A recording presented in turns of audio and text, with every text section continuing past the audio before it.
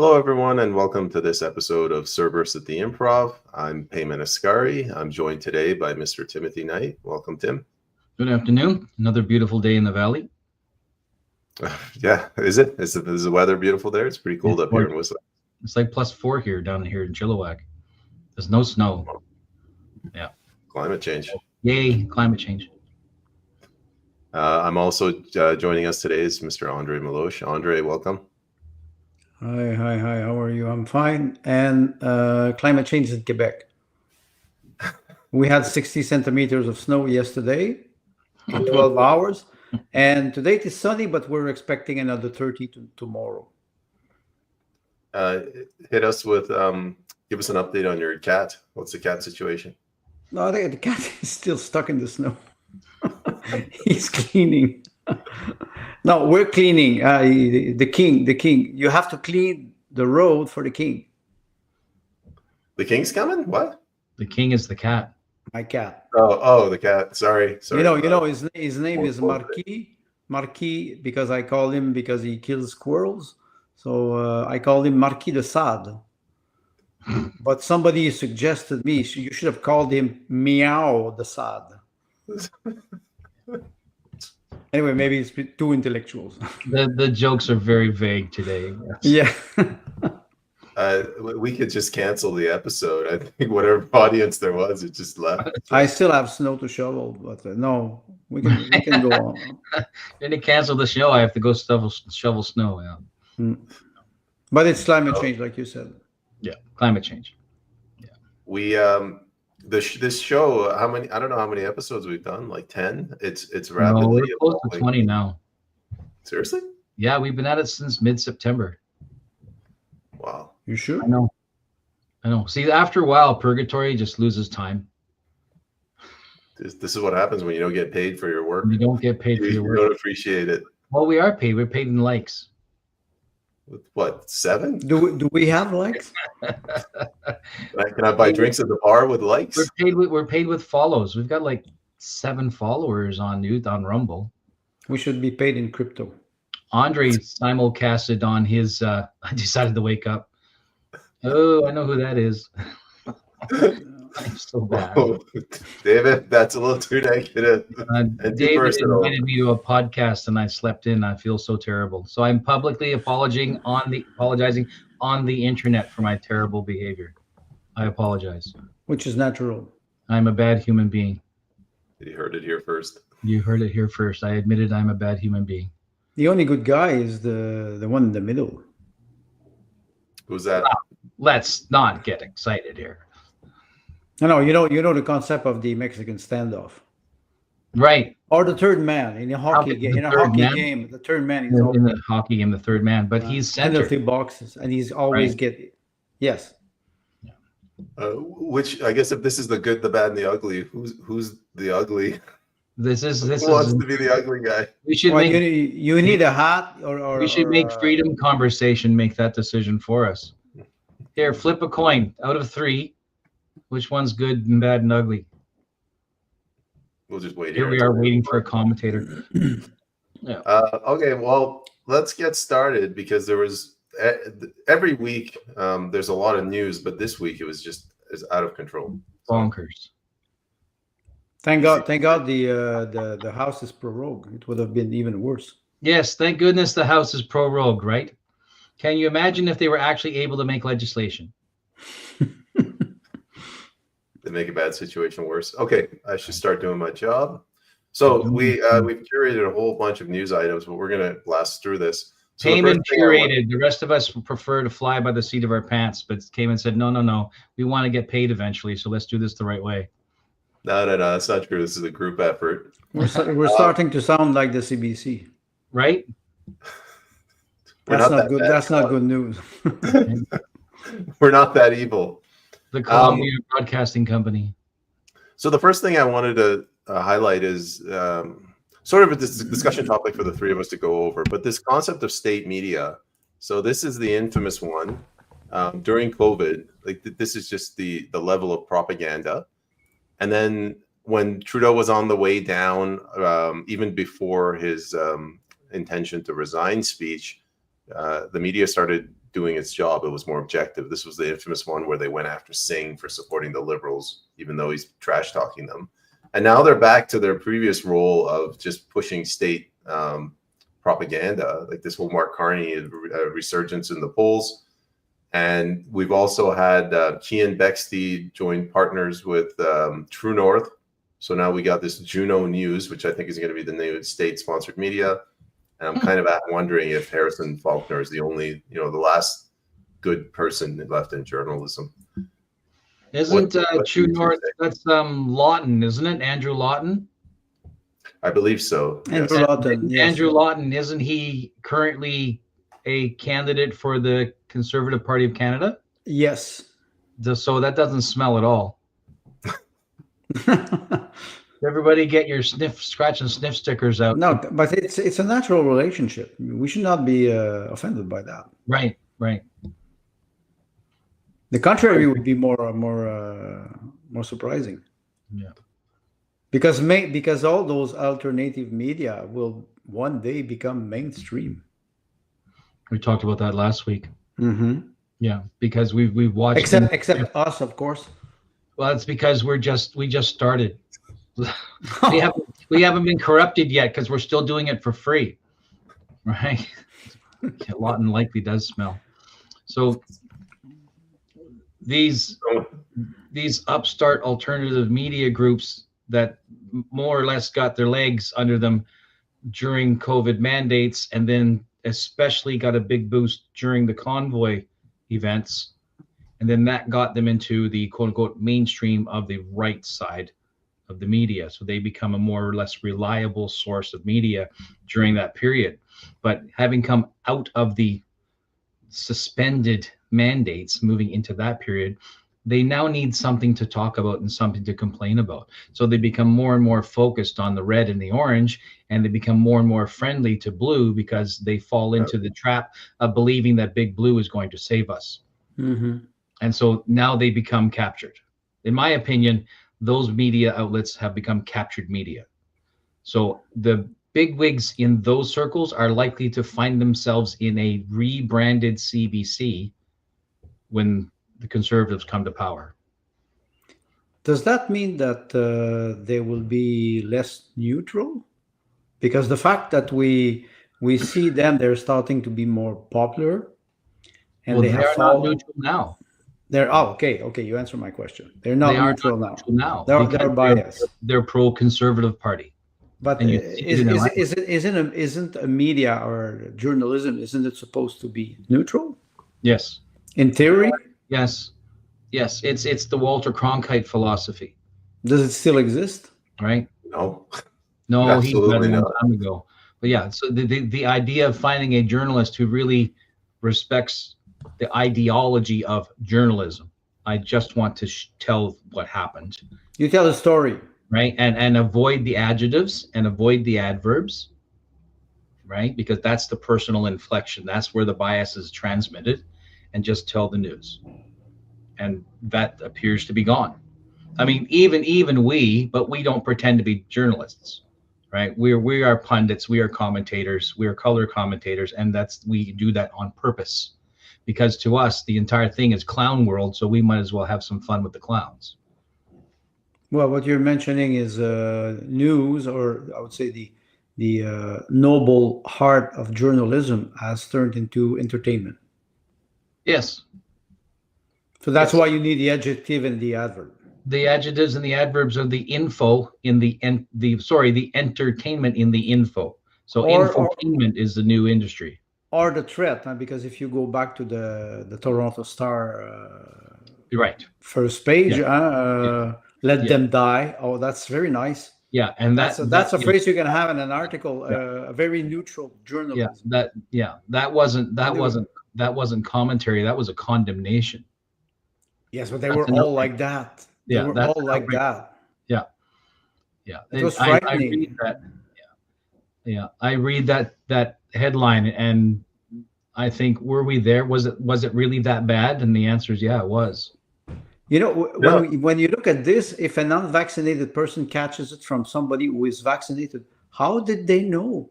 Yes. Yes. because they were tracking us. Yes. How they can prove that you you Well, contaminate? this How they is could- red bandana territory, right?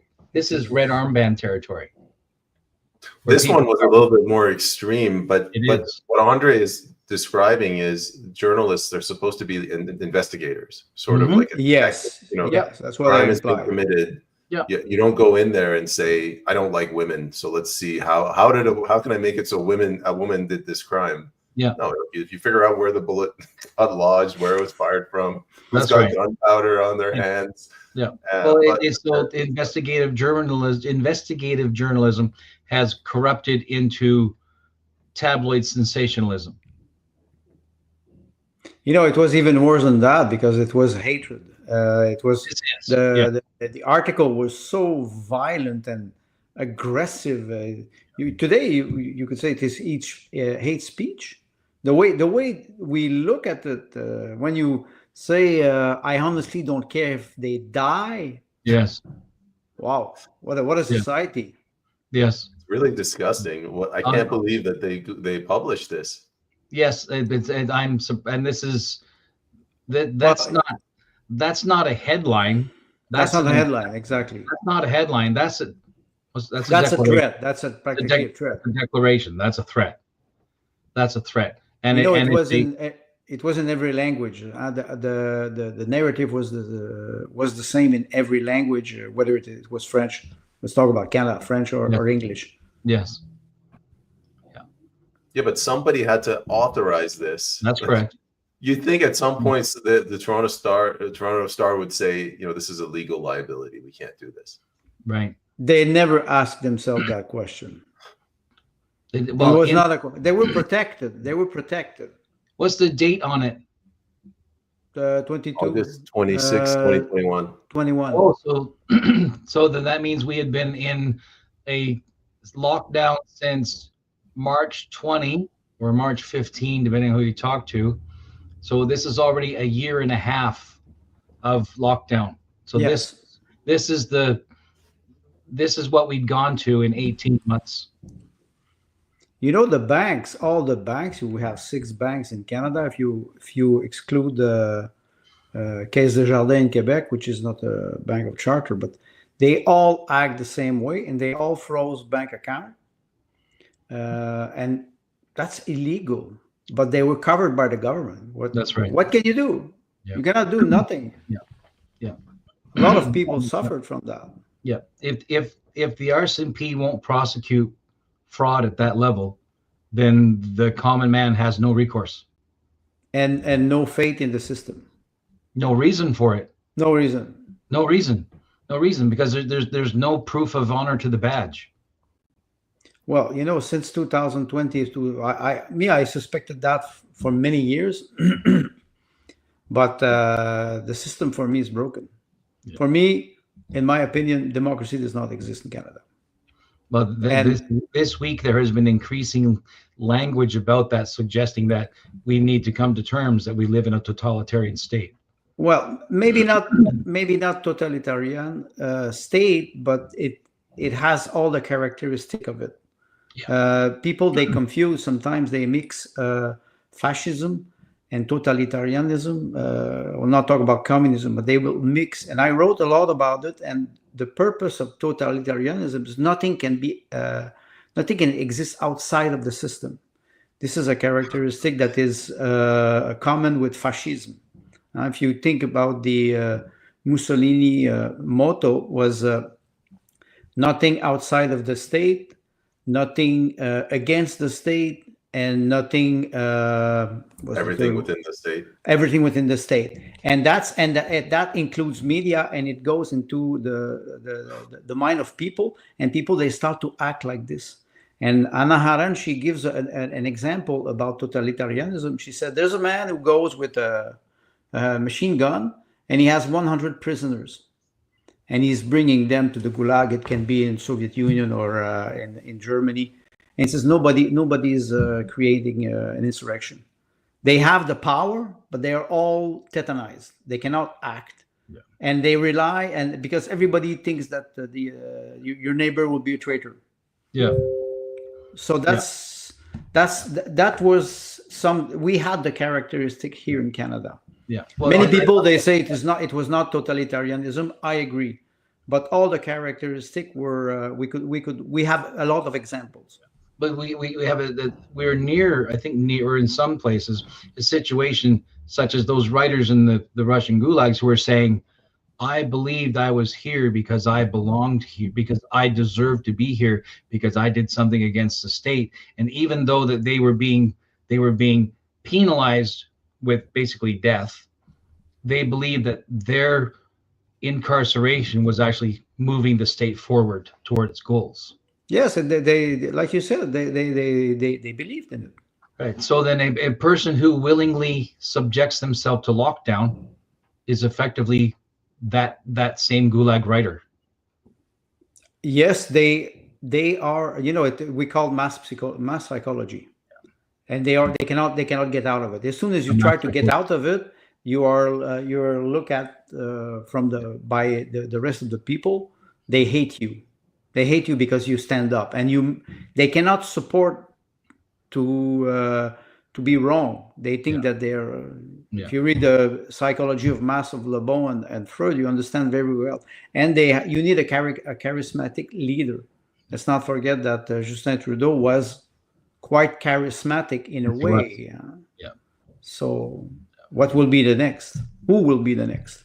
Andre, I'm tempted to kick you off the show for saying that.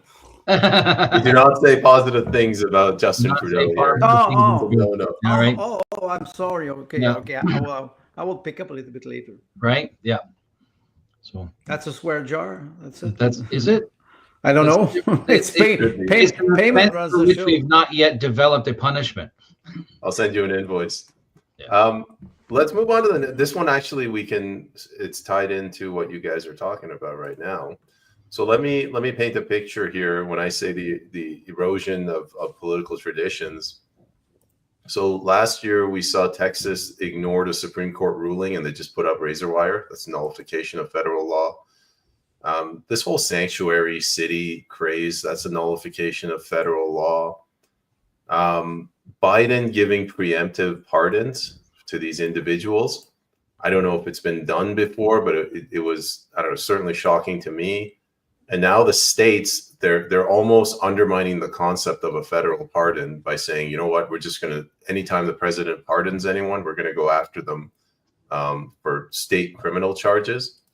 And the reason, there's this book, everybody should read this, The Storm Before the Storm. I'll keep it brief, but the fall of the Roman Republic from like 150 BC, you had Tiberius Gracchus. He tried to support the people, the rich, they killed him, imprisoned his supporters.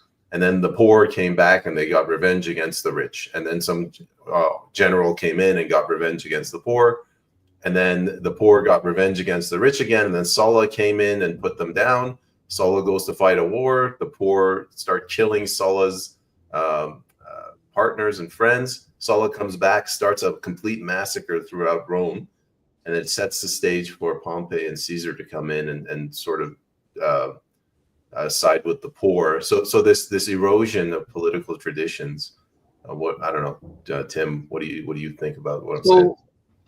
I've been thinking recently about the overlay of one century on top of another, and how much of that superimposition actually matches up, almost decade for decade. And we look at the conversation now that we're having regarding crypto and BRICS and the fiat and the gold standard, et cetera, et cetera, et cetera. And it was 100 years ago that, well, this is 2025. When was the Federal Reserve established? 1912. So we're in that period. Yes, of course. We're in that period. Like, I mean, it's 100 years, but we're in that period. You know, so why 1912? You know, the Titanic, when it sank, there were 6 bankers that were they were on the boat, on the ship, and 3 of them were against the creation of the Federal Reserve. So then that accident. I'm just saying it's not a conspiracy. It's just a fact. I'm not implying nothing. No, yeah, we're just calling it an event, but it makes opportunity for the Fed to come into existence. So look back at the novel you're talking about, and in this period, you know, in the Sulla and pre-Sulla period is the end of the Roman Republic. So you're watching the Roman Republic come to an end with periods of grassroots anarchy and periods of leadership, what's totalitarian, right, activity. If that precludes the end of the Republic and the entry into empire, Yes. does that match? Does that match so we're not looking at an end of civilization. We're looking at a conversion from a republic / democracy into an age of empire. Yes, that's a very good observation. Right. And the truth be told, from a strategic point, like if I was a prepper, right, I would go, well, that gives me hope because I know what to expect, because history has already given us the map. Right. So if I know the kind of storm that is coming, I can prepare. Or if you are creating the storm. Or if you're creating the storm, you have much more control because you're the one with the paintbrush. Yes, isn't it? George W. Bush was saying that while you're struggling with the actual conflict, we're preparing the next one. That's right. Yeah. Payment. Can you just go back to the book? Of course. Aren't we supposed to boycott Amazon? I lost track. Is this related to Jews or is it because it's American? I can't keep track of all of this. No, it's because, Team Canada said that we have to boycott American product, and it is Amazon.ca. .ca, right? It's .ca. Yeah, it's all cool. I'm sorry, it's just a joke. But you mentioned something important about the elite and the people. Do not forget that the elite, when they retaliate, they always retaliate with usury. It's always an increase. It's never an eye for an eye. It's an eye for an eye plus a leg. But that's biblical. Of course it is. Look in Moses' day, right, when the Hebrews were in Egypt and they'd finally fallen into slavery. And so Moses goes to the people and says, let my people go, and so we can go out into the wilderness and worship God. And Pharaoh says, hang on a second, you guys have time to come and complain to me, to organize, to unionize, and to come and complain to the king? Clearly, you don't have enough work to do. And he makes them build twice as much product with half the resources. Right? We make those. That's 3,200 years ago. We make those references all the time toward the Bible. I think it's very important. Yeah. Hegemony was going to end sooner or later, and now the U.S. is basically choosing to end it on its own terms. It is the post-American world order brought to you by America itself. That's an interesting concept, and I like it. I like it because there's a Caesar moment in there. At some point in time, Julius Caesar said, I'm going to cross the Rubicon. Here we go. But in his mind, he'd already crossed the Rubicon even while he was back in Gaul. That's strategy. You planned before. Right? All of that. Because he took what? How many legions? He had 6 legions with him coming home. And everybody knows you don't cross the Rubicon because that's the line you do not cross. And he says, well, I'll talk to my guys. And one legion said, we will cross with you. Right? So that's like the Gideon thing, right? 12,000 people come, and by the time you're done, you've got 300 crazy guys who go with you to do the dumb thing. And somehow it works. And this is exact. So Caesar's allies in Rome come out and say, hey, don't do this. Hey, the risk is too great. Don't cross. And he says, well, I'll make up my mind in the morning. So they all go home thinking they've done their job. Afternoon comes, they get news. Oh, son of a bitch! Right? Here comes Caesar with it entirely with his legion. Well, America, like I say, America is pulling the rope itself, saying let's make this happen on our own terms. Well, the comment is if hegemony is ending, maybe if hegemony is mutating. Well, changing form, like you said, from a republic to an empire. An And empire. don't forget that when Caesar was designated Caesar Imperator, it was already. I think it was in the roots of the Republic. When the Republic is starting to be weakened, people start to lose their moral sense in many domains, and you end up in a more authoritarian regime because you have to apply law. Sigmund Freud in 1900, in one of his books, he was talking about Germany. He was living in Vienna in Austria, and he said in Germany there's not a lot of laws, but citizens they respect it. And what is interesting in this quote is that people they behave like citizens. You do not have to punish them or to vote some laws. Huh? I think payment you refer to libertarianism. Sometimes you had some podcast with some people who were talking about let's have a free environment, but you still need moral sense. If you don't have moral sense. If I can add to that, I'll give you one example. Vancouver, people are getting demoralized, so they're losing their morality, and it comes from the fact that no one's getting married, no one's having kids. So you have money, and what are the three things you want? Drugs, sex, and alcohol. Yes. You cannot come in on top of that and introduce, laws to stop people doing drugs. It will never work. It will never work. Yeah. It will never work. There was an article in Quebec this week. I said nothing happened, but somebody wrote an article about the demography in Quebec. Now the population in Quebec is 9 million. They said the 1950 families in Quebec were having 3-4 children. They said today, if they would have continued like this, the population in Quebec would be 20 million. So you can imagine that. You don't need immigration. You have your birth replacement rate. Yeah. And I think when like you mentioned, payment, when we lose that sense of morality and we have, like Mr. Carney said, the fentanyl crisis is not a crisis, it's a challenge. What are you talking about? More drugs, sex, money, no responsibility, no duty. I think about the army, for example, military services. Who does that today except people who really want to go there? It's not mandatory, so that's maybe a turmoil. We're in a period of instability, and like Tim said, maybe Trump is pulling the plug on something. Well, I wouldn't think that it would be all on his own, but I think of, and I've mentioned this a few times going back 2015-ish, is Trump is a businessman, and this world, all of it moves in economic and financial circles, products, producers and consumers. This is the new model, right? And he is a soldier, a warrior, a general in this arena. He's not the biggest and the baddest of them, but he is familiar with this type of combat, let's say. So we'll put it into those terms.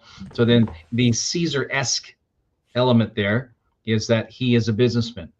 And just insert the word general because of his wealth, because of his influence, and then look at other people that he has gathered around him. Right? They're not very poor. That's they are and right because generals with their own legions had to fund it themselves. Right? Rome did not fund the generals. The generals had to fund themselves. Yes, right? And they paid for their armies themselves.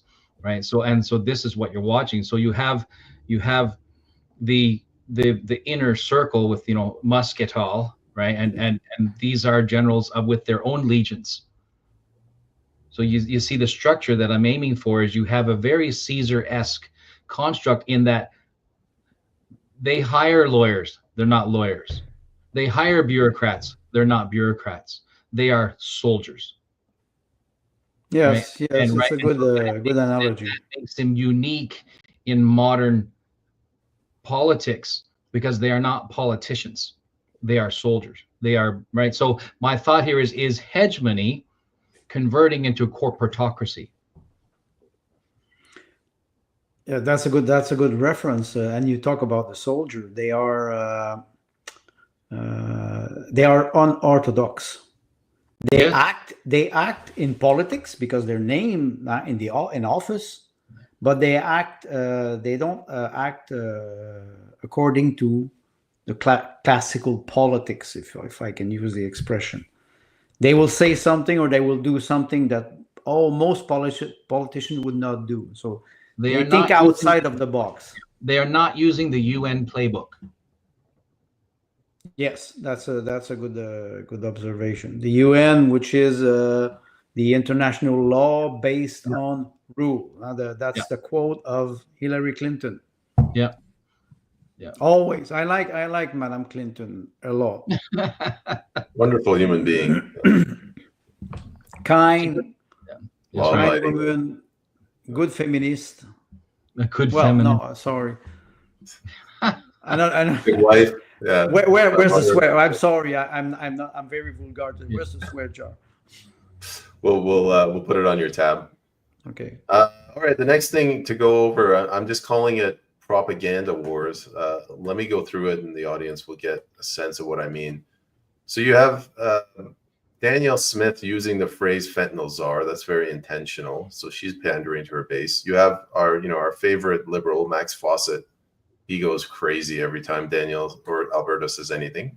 So he's coming out and attacking them. Sort of the battle lines are being drawn. Andrew Coyne, here's another guy who's, he's very much aligned against Alberta.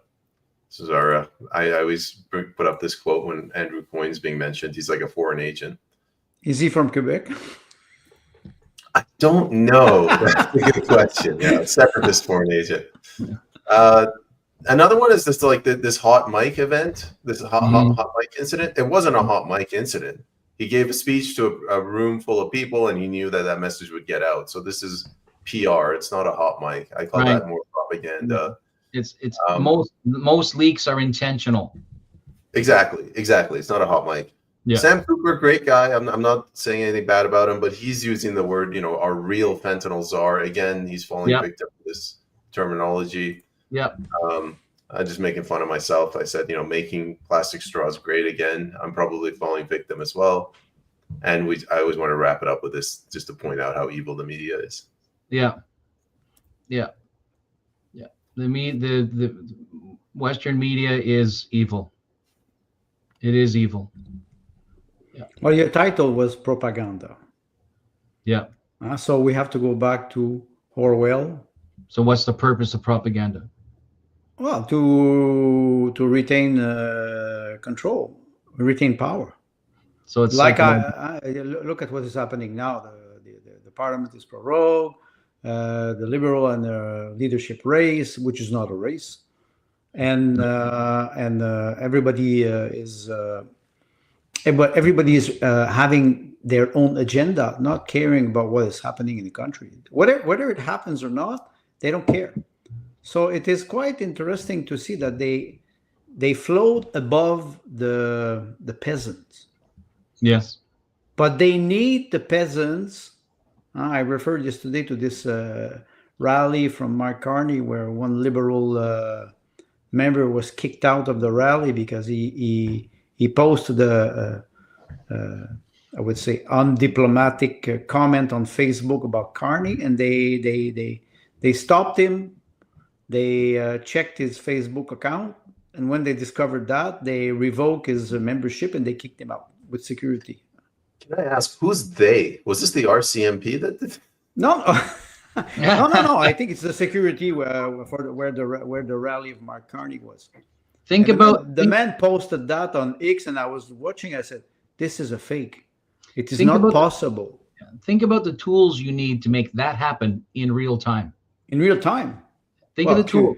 QR code. Like Facebook banning you or giving you a 30-day slap for something you posted 17 months ago.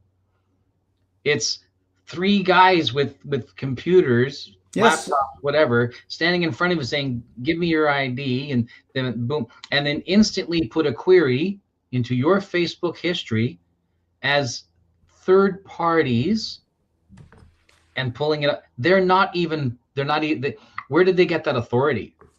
That's I don't know. Is that not search and seizure? Well, this is what I was trying to get at. He's not the prime minister yet. Right. He's not. He doesn't. Yeah. He's not even in. He doesn't lead anything in the Liberal Party. How did he get the authority to do this? Yeah. Yeah. Well, why do this to a member of the Liberal Party? It is a member who paid his membership, who believes in the policy of the party. Yeah. Maybe he wants to support Carney, but maybe he has some critic, which is supposed to be healthy in the democracy, and he's kicked out. Yeah. So maybe the concern is he's signed on as a Liberal to vote for Ruby or to vote for the other fella. Maybe, but that so they give him the boot, right? But still, the Liberal they permitted that. Yes, the party executive permitted it. So yes. If they did not provide the individuals and the tech to do it, or negotiate with the third-party agency that had the tech to do it, or secure BlackRock or whoever who was capable of doing that, and then you have to have some form of warrant or access documentation from CSIS and or the RCMP. So they have to be deputized. Official, yes. Yeah. This does not happen willy-nilly. It does not. That's why when payment refers to propaganda war, yeah, we are only a plain observer. We're not even soldiers. Yeah. No, we're not even soldiers. No. Which one of you two mentioned earlier that the RCMP, like, they're not really doing their job anymore? So the people feel powerless. These things happen. Yes. We know that the RCMP won't do anything about it. And so we just give up. Meanwhile, if I did this to Mark Carney, I'd probably be in jail immediately. Yes. It was in Brampton, Ontario yesterday. There was 6, I think it's Khalistani or Pakistani men who shot at Kalashnikov in a park, and they filmed themselves. And now the RCMP are trying to find them. Wait a second, a semi-automatic weapon that is banned, and you go and shoot in a park, and you film yourself, and you post this on, I think they posted it on TikTok or something. Take a picture of yourself with a loaded gun in your own house. It's finished. See how long before the RCMP comes for you. You don't even have to fire it. You're on your own property. It could be on your farm. Here I can guarantee you the SQ, Sûreté du Québec, when you call, I live in a village, so it takes about 3 hours if they come. But if it's true, if it is a gun or something like that, most probably, or a bad conversation, shut down your Wi-Fi. Yes. You find your power cut from the main road. And that's why propaganda war, I think we are in this era now. Yeah, no, I agree with your section title. This is definitely propaganda war, and the Conservative Party is losing. Do Payment and Tim, do you think that we can get out of this war? I do. Because we, like Payment said, citizens, they feel helpless.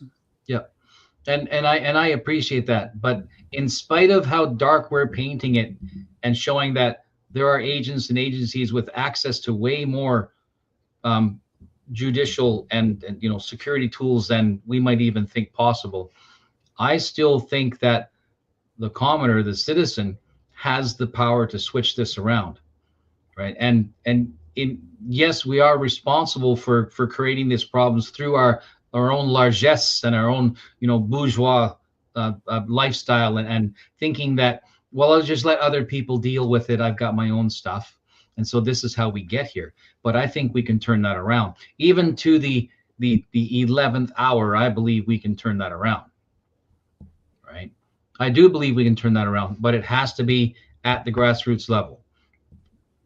Yes. Right? So if there is a political party or at any level, or a politician that you support or you feel needs to be corrected, then you have to be in contact with them and remind them of who signs their paycheck. We were talking earlier about alternative media. Do you think that they will understand? Because bloggers, they have their own ego, they have their own Yes. show. Do you think Yes. that they can federate the movement to be not necessarily to be neutral, but to be more determined to help this grassroots movement? We see it, but it seems it's not organized enough. No, it's not, because the problem of the cult of personality. And we've mentioned this before. That's what I refer to. Right. And so during COVID, small protest groups rose up. They galvanized around an individual, usually, because that's the nature of humans. That's what we do. Right. I don't feel too energetic or too courageous, or I don't know enough. And then somebody I do know, or a friend of a friend, says, hey, let's go and do this. And that galvanizes me. Then before you know it, you have a small organization. Down here at, I can't remember which border crossing it was, but there were regular rallies down at these borders, and they learned as they went on and whatnot.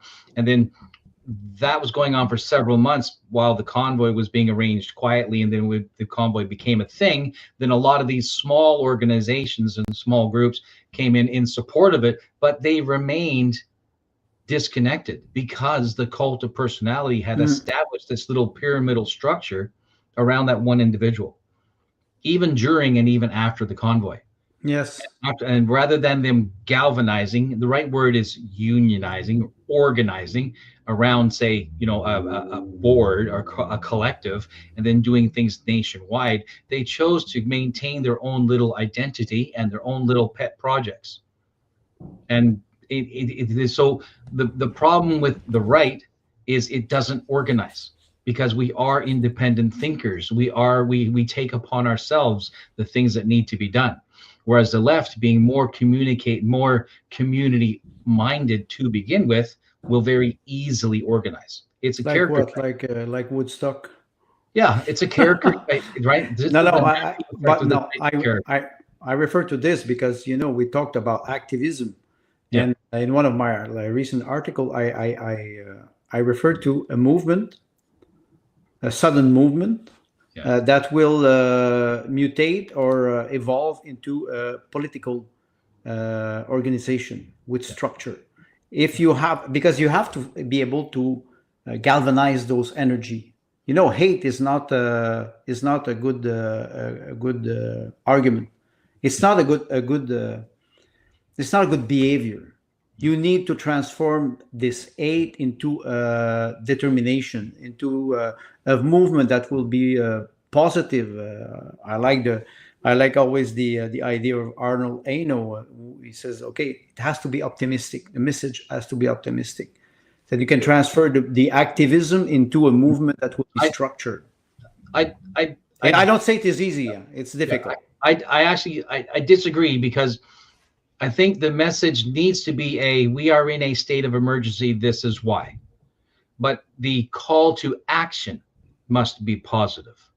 Yes, exactly. Right? That's a very good. That's like from my position in leadership, I want people to be aware things are pretty effed up, and this is how. And if you're feeling pressure, and then you bring the people to understand, and you do that through the feelings, and then you back it up with logic. This is on the right side. And you say, however, we're all going to address this, because you need to motivate the right to act collectively, because they don't naturally or instinctively act collectively. Right. And by that, I mean conservative-minded thinkers, conservative personalities are quite individualistic. Bees racing back to the hive to protect the queen, that collectivism, that's liberal. The liberal-minded individual is like a hive mind, but the conservative-minded individual is not a hive mind. Right? So this is why, so you talk about the instant response from the public.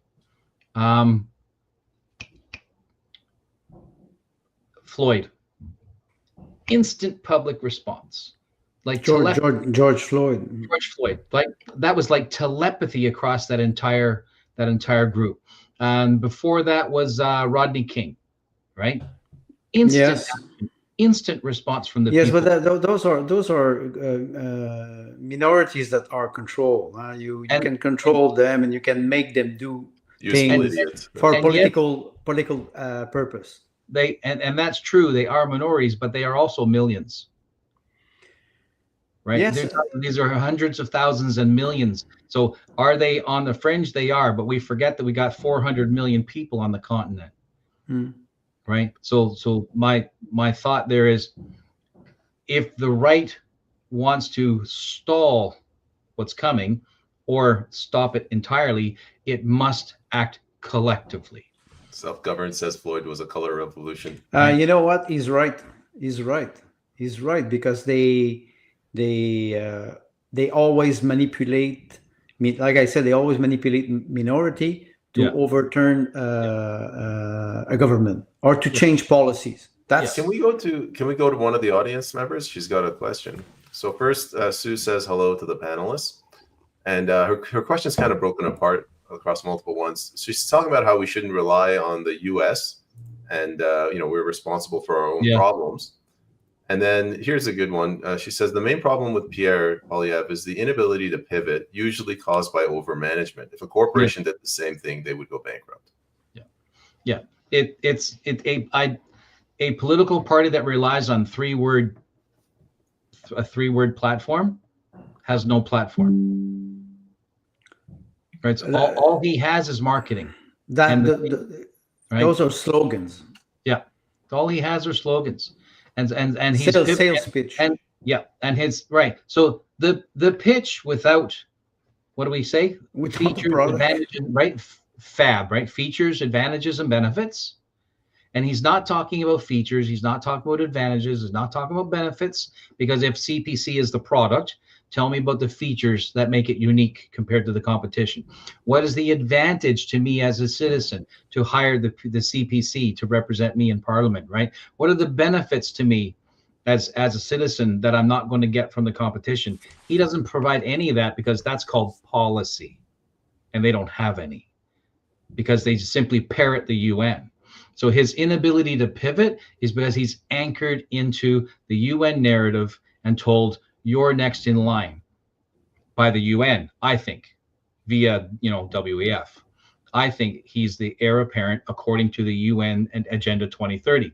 But now all of a sudden Carney steps in, and I think he's the City of London agent to combat Trump. So now you have two large world They were screwed either way. Right? Two large. So we have Godzilla and King Kong fighting for Parliament Hill. Who's come on, you go back in 1980, 1970, who's Ultraman? Right. Ultraman. What you're referring to, and the question or the observation is interesting. I was thinking about this this week. We ask a savior, and we want somebody to do the job for us. If we talk about Canada, we have to fix the corruption, the lobby. We have to fix the career politicians who are, I'm sorry, uneducated. They never did. We were talking about a politician who arrives at 40, 45 years old. He has a business. He has families. He will be less susceptible to be corrupted. So we have to do the job ourselves in Canada. And then after that, we could start to understand how to negotiate with our neighbor. It's not what we're seeing now. It's like people are for the 51st state, against, and I'm telling myself we cannot even agree between provinces, and we cannot even agree nationally, and with respect to province prerogative. If we would be able to do that, let's go back to 1982, the Constitution. Yes. I go back there because I tell myself, what do we do now? One person made a comment today, said, okay, if we go to the 51st state tomorrow, how we will adapt constitutional monarchy with a republic? It will take years to be able to negotiate something And I'm not talking about the culture. I'm talking about the law. So you could imagine all the lawyers or the jurists who would have to work on that to be able to integrate. It doesn't mean that people will agree also. So how come we're not fixing our own problem, addressing them, admitting that they exist? Now, if we refer to the front page of the Toronto Star, the media were are a criminal organization. They're, like you said, Tim, they're evil. We have to understand that if we want to move ahead. If we don't understand the problem, we cannot provide solutions. That's correct. I think she's right when she's saying we have to fix our own problem in Canada first. Yes. But Andre, if you want that takes. You mentioned the 51st state. We can jump ahead. I've curated some stuff. Go ahead. No, it's just people. I'll quickly go through this. The lines are being drawn. So this guy is pro 51st state, and this is the argument that they're giving. Well, all the problems in Canada are not because of the U.S. They're because of us. Our fellow PPC candidate Arnold Haino, he made a similar argument. Trump is not the root of our problems. And how many views he saw? That was incredible. Crazy. Yeah, and I went to read the comment. You cannot imagine how sometimes they were aggressive. Wait, the man, he's just don't shoot the messenger. Yes, he's just quoting. Yeah. This is either it shows how much support there is in Canada for joining the U.S., or this is the CIA doing this. That's a good. Yeah. Well, we found Twitter's other 200,000 bots. Yeah.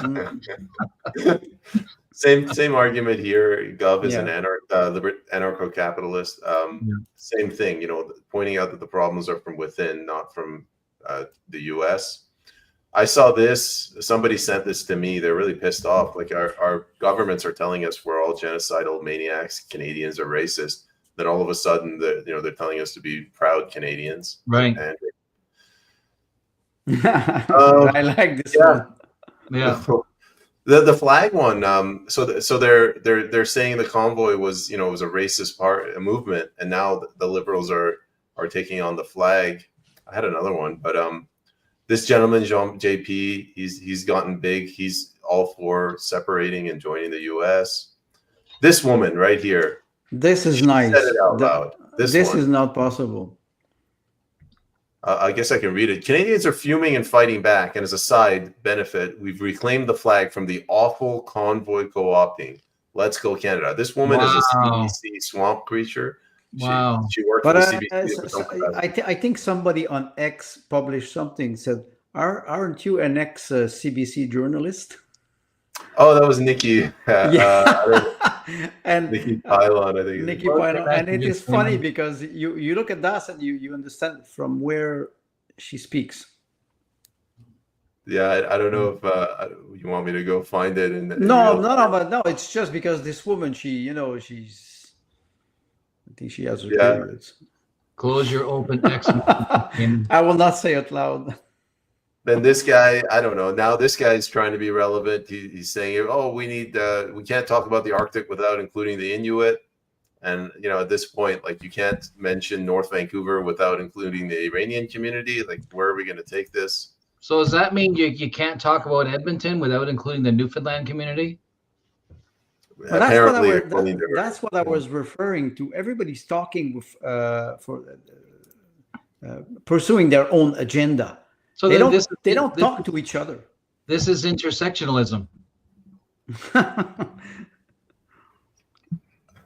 Probably. This is intersectionalism. Well, we're not in 1969 with Woodstock, where everybody was fucking with everybody. Sorry for the word. It is I would say make love, peace and love. Today it is like everybody has an agenda. Okay, we discuss. I can disagree with you, but if I don't listen to your argument, how can I change my mind? And maybe that's the problem with many social media. They publish a lot of things, a lot of comments without thinking. So perhaps these disparate groups are not interested in learning because they've chosen their side. Already. Right. So public discourse between different points on the spectrum is pointless because Well, they've all chosen their side. So now that the lines are Sorry, Andre, just let me jump in there really quick. Sorry to cut you off, Andre. Okay. I want to tie together something this theme that we're trying to hit on, how like independent investigative journalism is dead, and before we had like the Panda Wars, like the battle lines are being drawn. You pick a side, and you defend to the death that side. That's what I'm trying to get at with, Daniel Smith picking your side, Max Fawcett being against Daniel Smith, and now we got the 51st State pro and against side.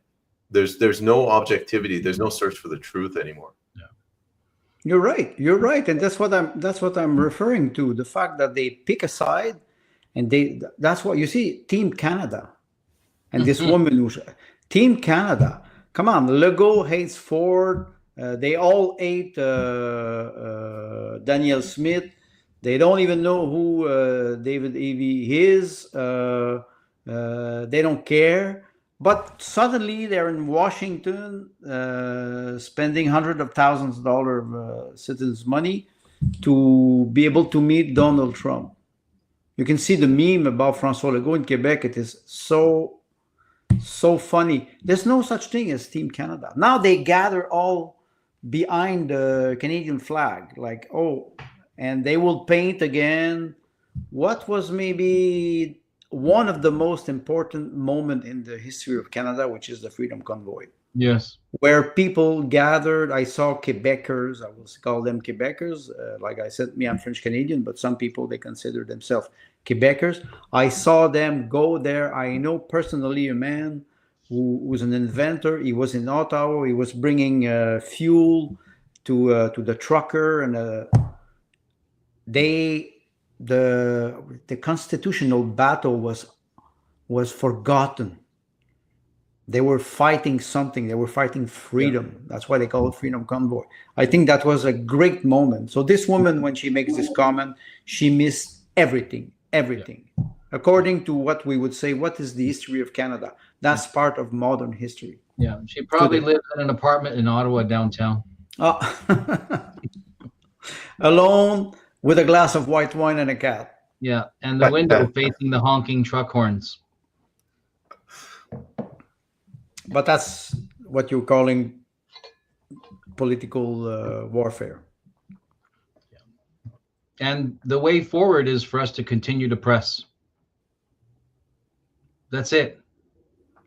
We continue to press. We continue to identify the holes in their logic. We continue to identify injustice until people who are, honk honk means exactly. Hitler, yes. Do you remember that? Yara Sachs. Especially from the conservative member of parliament who said that. Yeah, it's Yara Sachs is continue to press. Liberal, I think. Right. They make some very short connections between ideas. It's sometimes you ask yourself, they are short in their brain. Yeah. Must be an electrical short. False equivalencies. Because you can make a false equivalency very quickly. You can turn it into a slogan. I was referring more to an electrical short.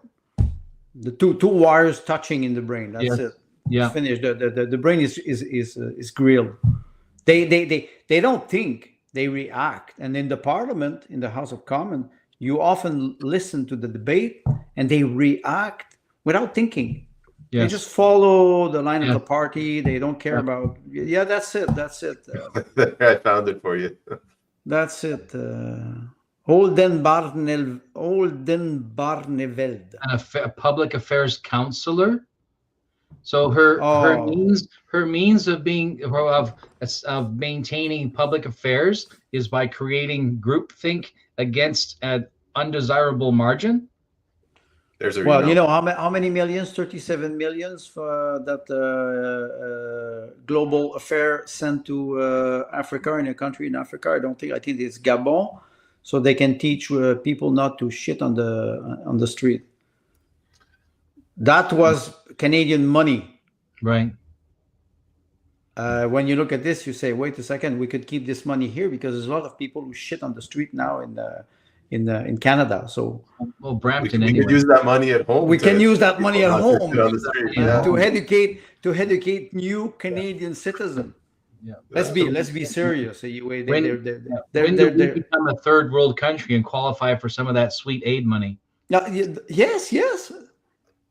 Could you imagine third world countries refusing the money? Like, no, you need it more. No. Canadians are You know struggling. what's funny? That's For only $1 a day, you could. That's feed the No, them. come on. phenomenon.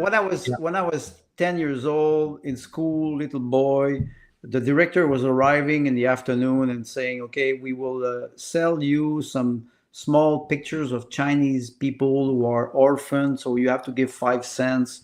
Today in China, you have some director or teacher. They arrive in school and they say, "We'll sell you a small picture of Canadian children because they're poor. We have to send some yuan in Canada." That's the society has completely changed. well. I look at that. It's like what? This reminds me of the phenomena in the 90s when third world nation Christians were sending missionaries to America. Yes. And you think about the Vietnamese, the boat people in 1990. Oh, we were welcoming people. Now it has completely changed. Look at what is happening in our country. Well, because we're calling them refugees, we're calling them asylum seekers, we're calling them, but they're not. Well, you know that Sue Calendar, she refers about the fiscal arrangement. Yeah, let me read this out. She's made two good comments. So This is Sue, very important. I'm not familiar with this act. The Federal Provincial Fiscal Arrangements Act must be changed. Does anyone know what that is? Is that the act that, among other things, manages the transfer payments? Well, that's equalization. That's one thing. The other thing, don't forget that Quebec has its own fiscal system. Here in Quebec, we do two tax report. That's You keep two books? We do two tax report here. Do you guys do anything above board? Alors, since Maurice Duplessis, who recovered a part of the tax, the income tax, we do, and they were trying to harmonize the both, but in Quebec they want to keep this prerogative because they nationalists, they will push that agenda and say, if we are sovereign, we will manage our own money. Right. That's where you see equalization coming in. I think referring to this federal provincial, it's important. And what I think is very important is that the prime minister that went to Washington, they act like Team Canada, but they are all against having a national interprovincial agreement for trade. It doesn't exist. We don't have one. We don't have one. I can give you some example. I want to buy butter from Ontario, and I have a provider, small cheese shop. He imports cheese from everywhere around the world. It's been 50 years he's in business. And when he tried to have this butter from Ontario, I tasted it was very good. She said, "I cannot have it." I said, "Damn, Ontario is next to us. It's near. It's in Sudbury, the farm." He said, "I cannot. There's no trade agreements, or the producer could not send it to Quebec." And this is nationwide. We don't have. I understand the prerogative of provinces, their sovereignty, like Tim mentioned, always the autonomy of province. But there's a limit. We don't have any free trade, even in our own country. Yeah, man, it was in 21 during one of the lockdowns when the Conservative Party bragged, because I get their newsletters, the Conservative Party bragged that they were going to put a bill on the floor. This is 2021 during the lockdowns. They're going to put a bill on the floor to remove interprovincial trade barriers to beer. To beer. It's perfect timing for that bill. Right. Yes, it is the equalization formula. There's a man who went to New Brunswick to buy alcohol. He bought wine. I think he bought $1,000 of wine. He came to Quebec with this wine. It was for his consumption, and he got fined by the government. because you cannot go because they said you will sell it. So I'm not selling. It's for my own my personal. And it is like you say, wait. So you have barriers everywhere, even for individual. Another good comment from Sue. I'm a Newfoundlander and a Labradorian. Open trade means we would be able to wheel our hydroelectric power through Quebec to other provincial markets. Much longer problem than pipelines. She's right, and I now I remember Sue Kellen Dyer. I was in a space, and she was talking about Newfoundland and how I was very happy because she was explaining what you often explain, Tim, about Newfoundland. The problem with those provincial markets, they jealously want to keep their sovereignty, what they call sovereignty, Quebec. Huh? We talk about the new agreement between Labrador, Nalcor, and Hydro-Quebec. I think it was a couple of weeks ago. It's the same thing with pipeline. We see it. Quebec says, Yves-François Blanchet said there will never be a pipeline that will go through Quebec. And so, and I think, Tim, you said, okay, we'll go around by Hudson Bay. Yes. It's the same thing. We don't have this national policy. It's been many times I say that we don't have this national policy on energy, but on every product. Yeah. And this is a constitutional problem. Yeah. And even if Newfoundland were to come up with a good program to move hydroelectric south through Labrador directly into, like the Maritimes and then into the States, even if we could do that and bypass Quebec, federal government would oppose it.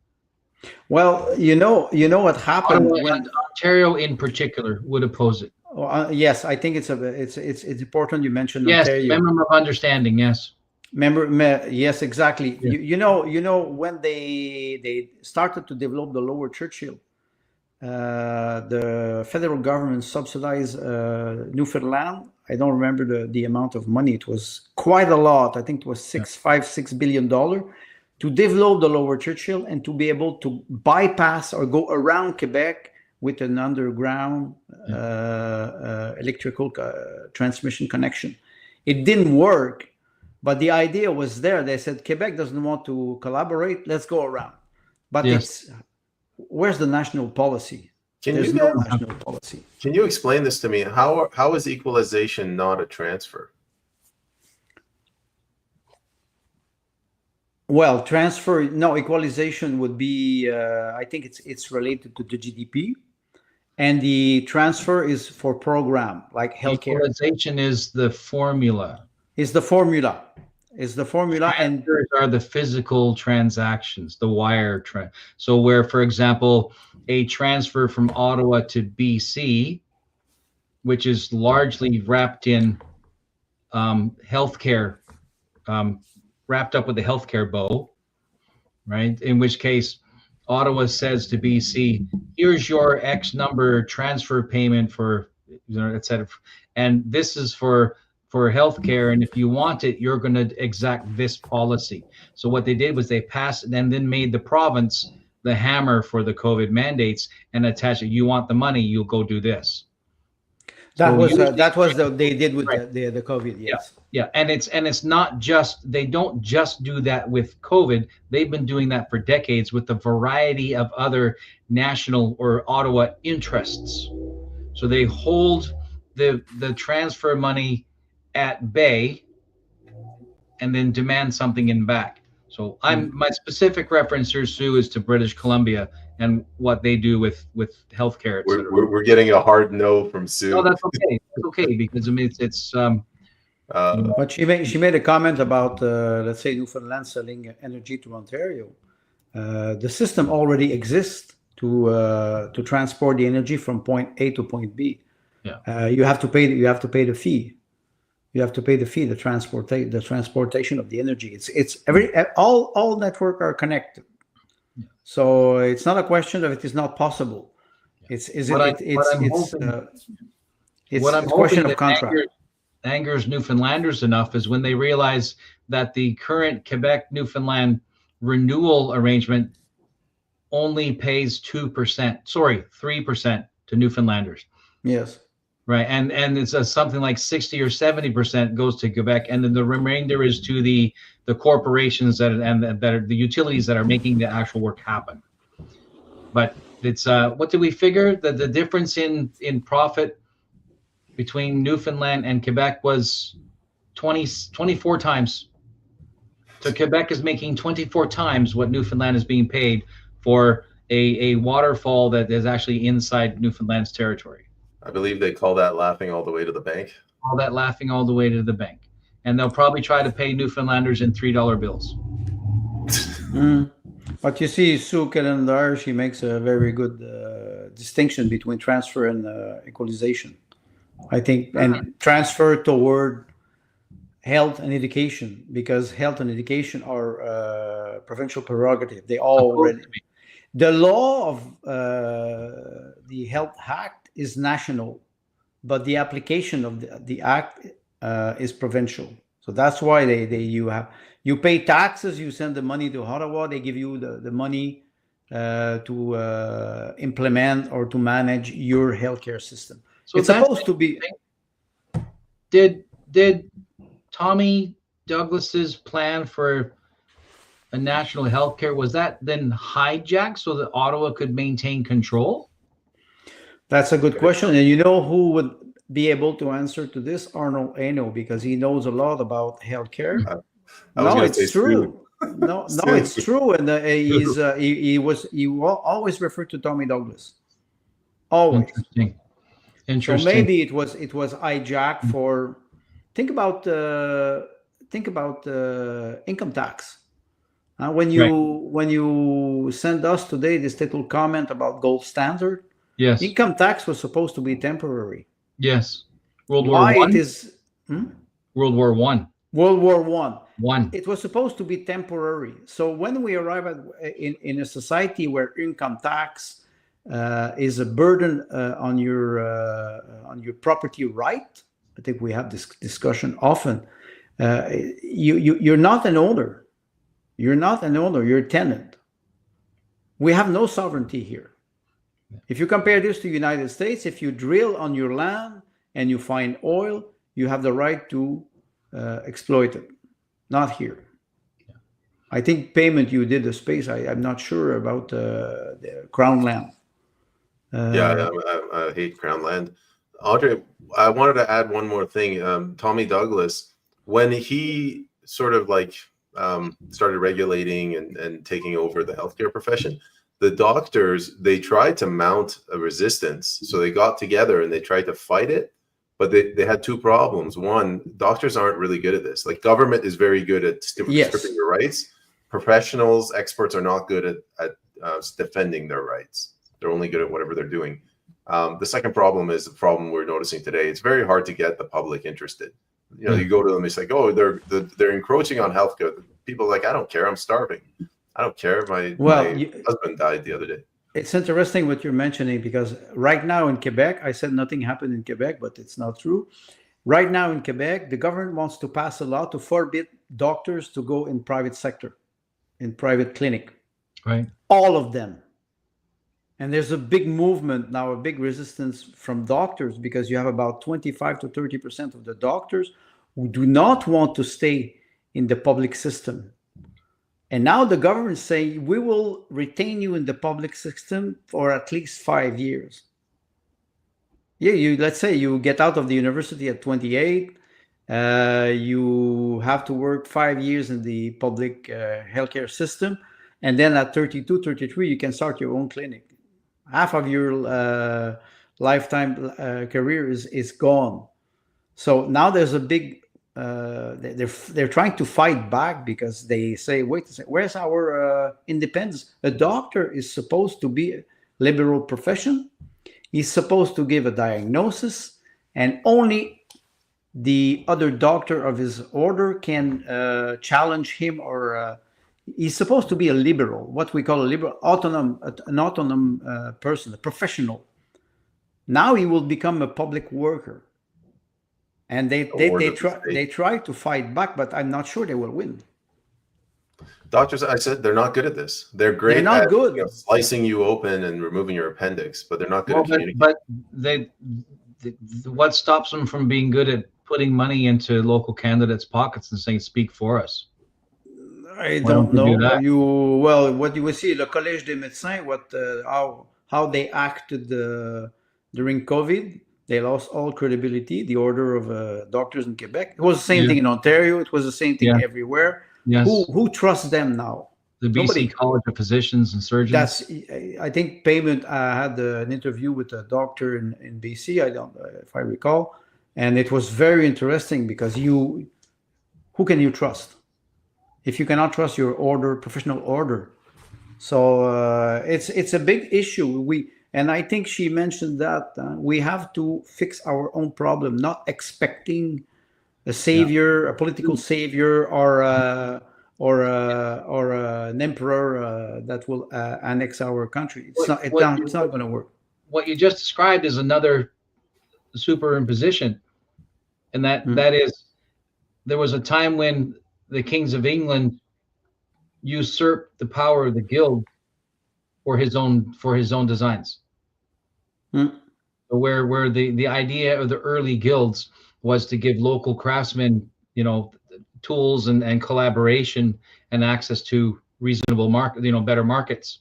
So the guilds had a high degree of autonomy, but then as they grew in power, particularly the guilds within cities, the king got involved and started charging them to be able to operate the guild. Yes. Licensing them to be able to operate the guild, and in return was giving them favor. Yes. For favor. And if it's the church, it's indulgence. Right. And that's how you get the East India Company. But what you're referring to, the guild, in Switzerland, you have this concept of localism. Yeah. And localism based on subsidiarity was a concept from the church, and it comes locally. So, like the guild, they are a group of artisans. They are together. They work. They help each other.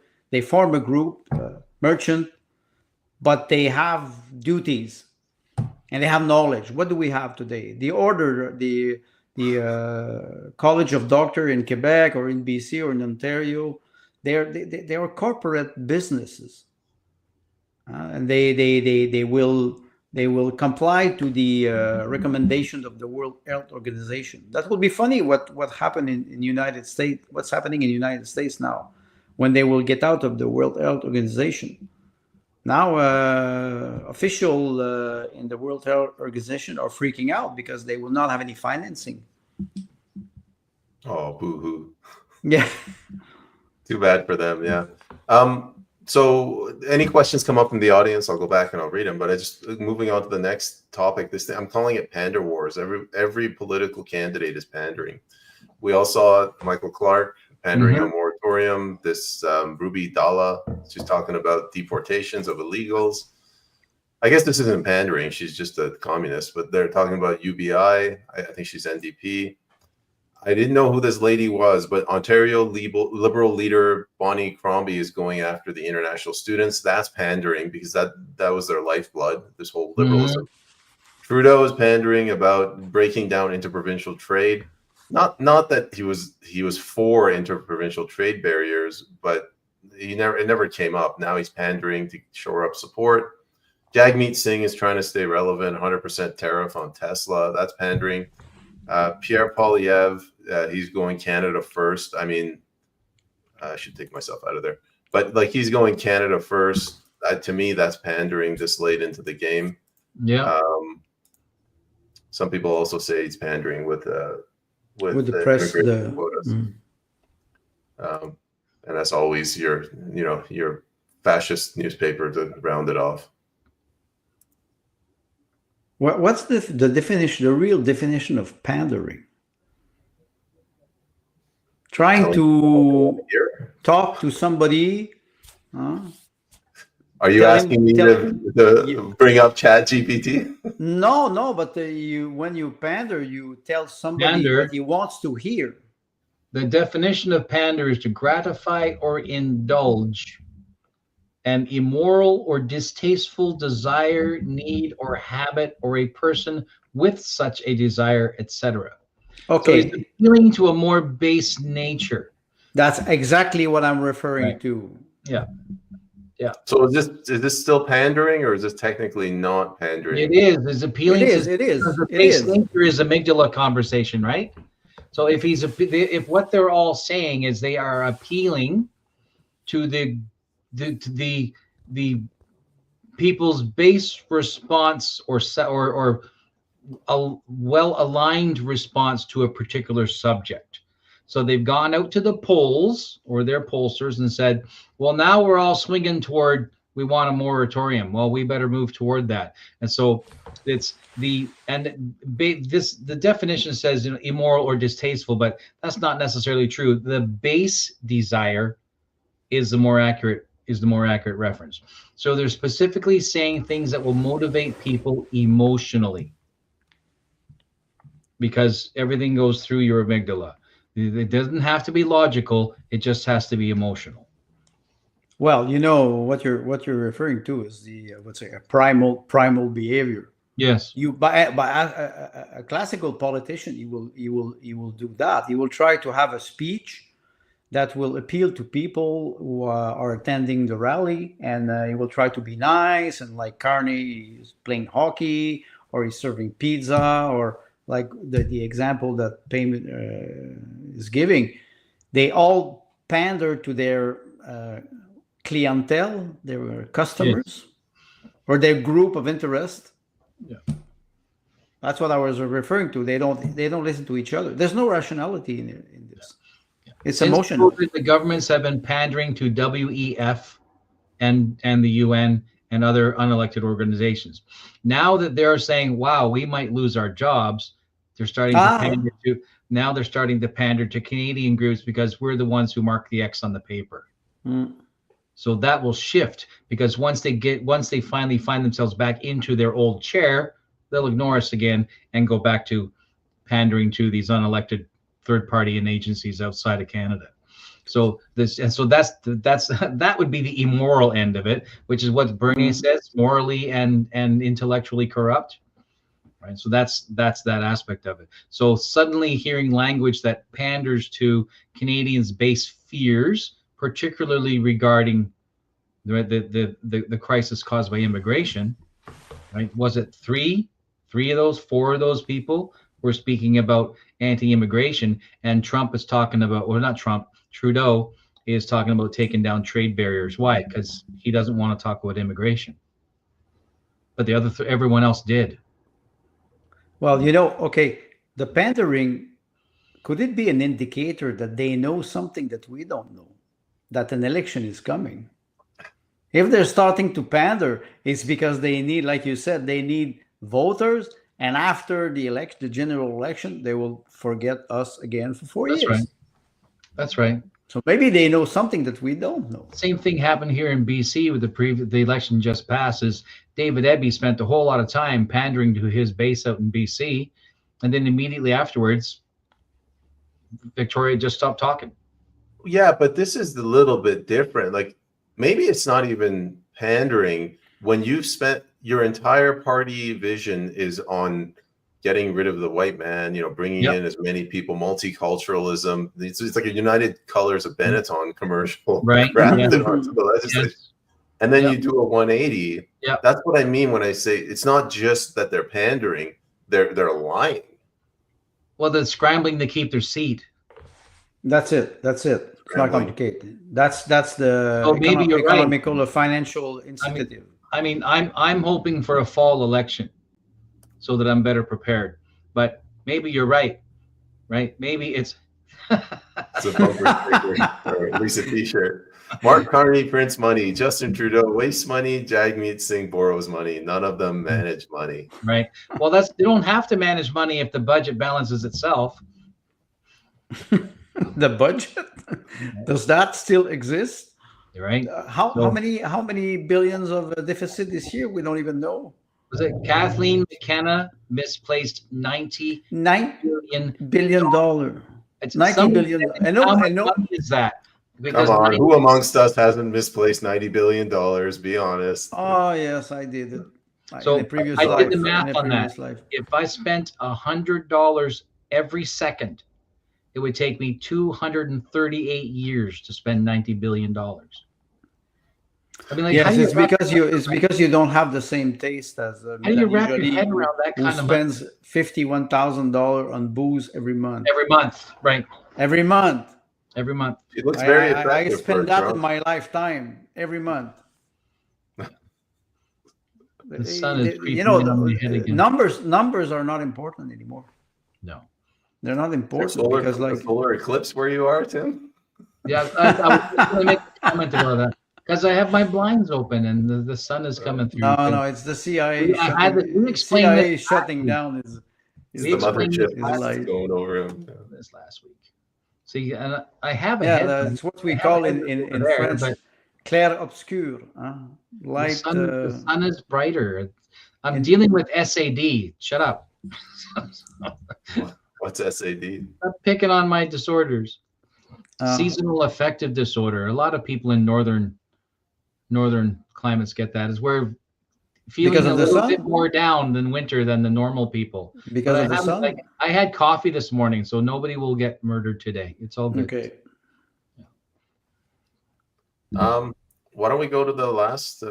We got one Yeah, more. we should probably go back to your curated list.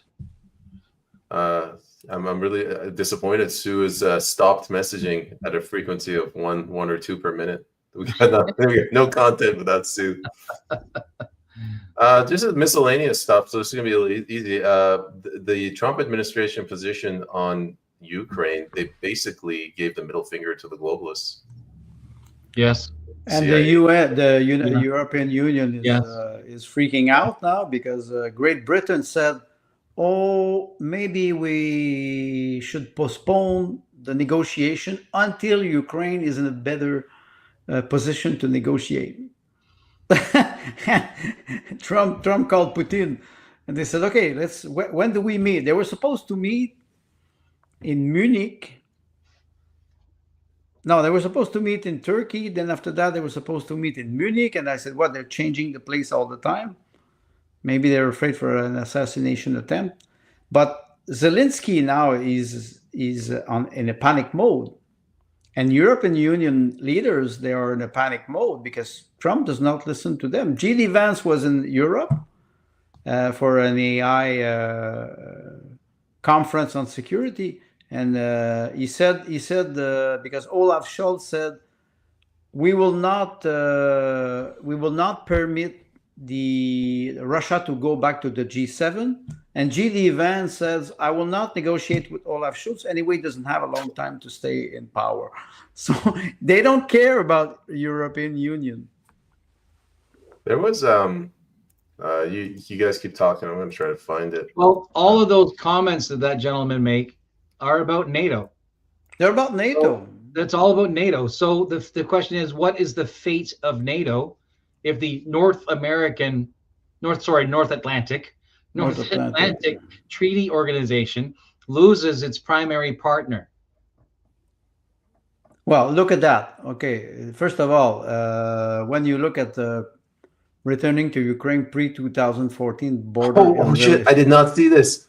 5%. I didn't know that. Oh no, that'll never happen. This is not. Come on. Because this is, Canada agreed to 2% of its GDP per annum and has never done it. They have never done Never. it, and Never done it. And So why not just agree to 5% and never do it? Oh well, okay, let's get yes, on that. that's. I'll send you a memorandum of intent. Accounting. They do that. You know, it is not right. real.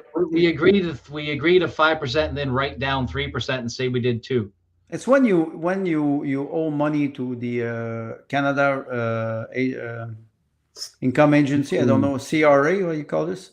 Revenue Agency. Right. You owe them money, and you say, okay, I will pay you every month.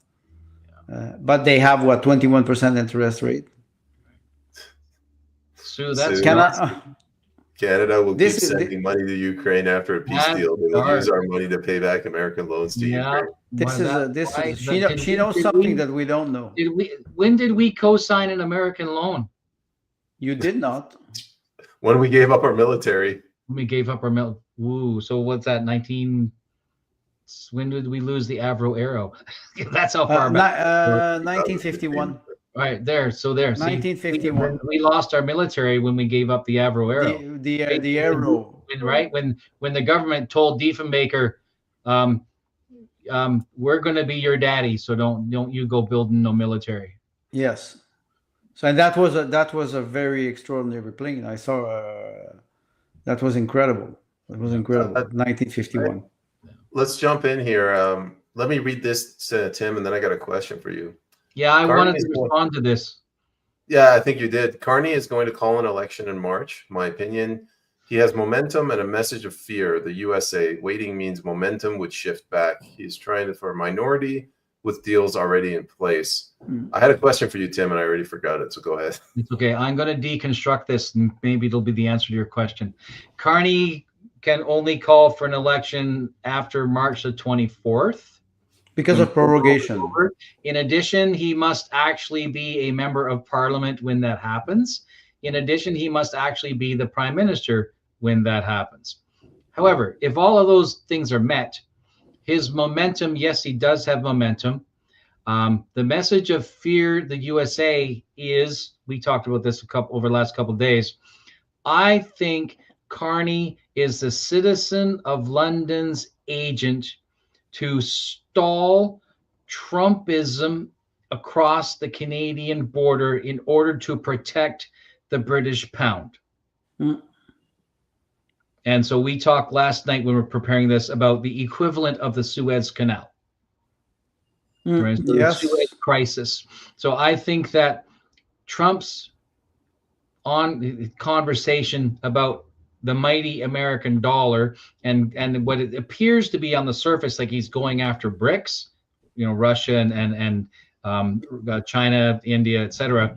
But I think in actuality, the city of London or the British Empire is on its last gasp, and Trump is going after that. So I feel that Carney comes in as well. He has to be a member of parliament in order to force an election. I think what she's trying to say is he's going to convince Jagmeet Singh to call an election. So he's going to convince Jagmeet Singh. So, and then to what? Bring down the government. So then, where's he going to run as a candidate? Because once an election's called, he can't step in and be prime minister. He would have to run in an election. No, he will have to run an election. Right? So I'm thinking it's easier for him to be a member of parliament before he calls for an election, because while he's in parliament and ensures that Trudeau is no longer in the picture, because that's not a sure thing yet. Trudeau has the last few days been making signs that he might not actually intend to resign. Well, he will resign as prime minister. Right. And if then you have an empty seat for prime minister. Like this, going around the world pretending to be a head of state.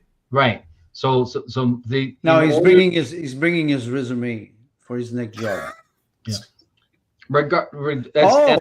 Trudeau could be next ambassador of Canada and Europe. Europe, that's one country. Europe. Yeah, of course. Right. And you mentioned the British pound, but look at the currency now. The American dollar and the euro are practically at pair. And 1 year ago, the euro was much more strong than it is today. So the idea that Carney would be the agent of London, it's not only, yes, I think I agree with you. It's about the pound, but it's most of all it's about the eurozone, because you have 600 million people in Europe, not counting the east part. Okay, forget about the east part, Russia. That you don't count that, but yes, they're not human anyway. Right. But you have 600 million with similar GDP, and you look at America, 400 million. with a GDP that is about the same, and it will be about energy. So they want to compete against the Eurozone. They want to weaken the Eurozone. Yeah. I have the feeling that he will try to, like you said, maybe have a minority government to be able to stall the rise of Trumpism. Yeah. So and then I see a couple of scenarios. First, regarding who would win in a federal election. I still say what I said last year, and that is, or a couple of weeks ago, if a federal election is called in 2025, the Conservative Party of Canada will win a majority. A majority. Maybe not a super majority, as was predicted a month ago, but a majority. The majority is what, 170, 177? So we're at 343, is it? 343, so it is 170. Right, and then there would be Canadian, but if Carney comes in as MP, as Prime Minister, and simply says, we don't want an election yet. We want to rebuild our numbers, and we want to push. Our job is not to worry about Canada. Our job is to push back against Trump. Mm-hmm. Whereas Paul Revere is not interested in pushing back against Trump. He's interested in whatever other stuff he's doing, right? Because he doesn't have the tools to fight Trump. Carney does. Not Carney personally, but Carney, the globalist. London. Well, if you call the globalist, but right. So, but if he is able to make Canada think that it's becoming economically stable again and leave all the other stuff running underneath of it, and stalls an election until next year, then I think the Liberals will win a minority government. So time is of the essence. If the faster the Conservative Party gets to an election this year, the more likely they are to win the majority government. But first of all, I agree with you. The Conservative will win a majority if the election is called this year. Yes. Then, if it is not called this year, and they can evoke the Emergency Act, and even Carney said it. He said we will try to force companies to comply to the 2030 UN agenda. Right. And if we have to call an Emergency Act, we will do it. So you can Isn't that Romania? What? Isn't that Romania? No, Carney. No, yes, Canada, right? We're saying if we don't like the results of the election, we'll cancel the election. If we don't like the way corporations are running their business, we will tell them how to run it. Exactly, and Ursula von der Leyen said the same thing about the election in Germany. If the Alternative for Deutschland wins, they will not win. But if they do 27%, and they start to push peace talk with between Russia and United States, forget about Ukraine. They're not even in the. But if it works, they say we will cancel the election. Yeah. So you can imagine Carney would arrive and would cancel the election, evoke the Emergency Act. He could govern for a couple of weeks, months, maybe, and like you say, create crisis. I'm just going to put this up, Andre. You're talking about creating crisis. Here's how you could create it. This is Andrew Coyne again, my nemesis. Meanwhile, Canada is now alone on the continent we share with a madman. Madman, yes. Yeah. Yeah, but the madman is Trudeau. Come on, well, in this case, it's Trump. I understand. I'm still surprised they don't refer to Stalin, because Trump is Stalin and Musk is Hitler. We still need a Mussolini. We don't have a Mussolini? Who? RFK Jr.? I don't know. Keith Starmer in Great Britain. I don't know, but the idea is Viktor Orban. Yes, you're right, Victor. But the idea is there. They can create. We're already in deep shit. Already in it. That's right, Jared. So it is not very difficult to increase the pain, so people will live in fear. It worked during the pandemic. People were in fear. Why did they comply like this? It was. So is our fear response now the recoil response? Recoil and shut our mouth because we're afraid of the violence of the Emergencies Act? But I mean, having been beaten once, you're very unlikely to do something to get beaten again, right? Well, we saw what happened in Coutts with the trial. People were put in jail without Yep. without warrant. Yeah. You know, if you create this, you better be prepared for let's say violent conflict, interior conflict. And Sue is correct. And my reference was unelected. And I Now you go understand back to that. the book. But the Yes. fact is Yeah, he yeah. needs to be prime minister in order to make an election happen. Elected or unelected, yes. But I understand that if he's Appointed, yes, appointed. appointed, and I get that. Hold And on, hold on. I have one Right. job here, and I'm going to savor this. So let me read this. Unelected prime minister. If a prime minister is not elected but appointed, which can happen if the previous PM resigns or passes away, this individual would still assume all the powers of the office, including the ability to call an election under the conventions and laws mentioned above. Yes. Yeah, but I the prime agree. minister doesn't have She's right. unilateral authority to call an election, does he? Well, he is.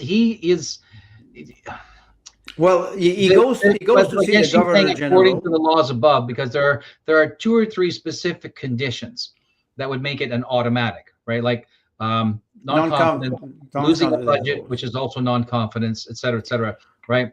So those, but the budget is coming in April, right? So in the new budget, it's going to be in March. Again, though, I don't think there's any member of parliament that wants to go on the campaign trail in summertime. I just don't. No, I just don't. They're going to take their 2.5 months off, thank you very much, and do nothing. So they're either going to go, and I had said this earlier, they're either going to call an election April so that they're finished before June, or they'll wait till fall. Because scheduling's a problem. How do we schedule an election? Because it's not about when the people want it or when the media tells us that they think it's, because that's all fear mongering. And for us, we're not on the inside. We're trying to be educated, but we're not the ones making those decisions. So if there is an election this year, it'll either be April or late September. Unless the GG says no, and she said yes to everything else. So who knows? Right? Depends on how much money is in that envelope. Let's go through this.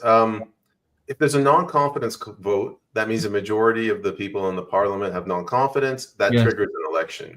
You go and dissolve. You go and ask the governor general to dissolve the. Okay. Can the governor general refuse to dissolve? Yes. Okay. But it's never happened. Yeah, a lot of can the governor general ask another party to form an alliance coalition government? Oh, that's an interesting thing. I wonder because it happens in France. The Privy Council. Do we have the same structure, the same system? Yes, but now you're getting involved. Now you're involving the crown. Right. And that's a whole different kettle of fish. Now you're involving the crown. So how would the public respond if the crown said, no, we are reforming parliament in this fashion? Wasn't that King Charles I's problem? Right? Was that with the 30 Years' War? That did not end well for the first Charles. Well, why I refer to this is because what we see now, and I go back to the city of London, you can imagine somebody would say, okay, we will ask another party to form the government. I look like a Rembrandt. And a coalition government. Because we want Team Canada to work, to fight the man south of the border.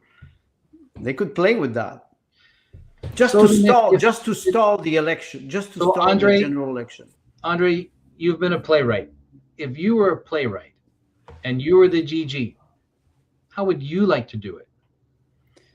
It depends on the, well, if you would refer to Shakespeare, it has to be at the last act.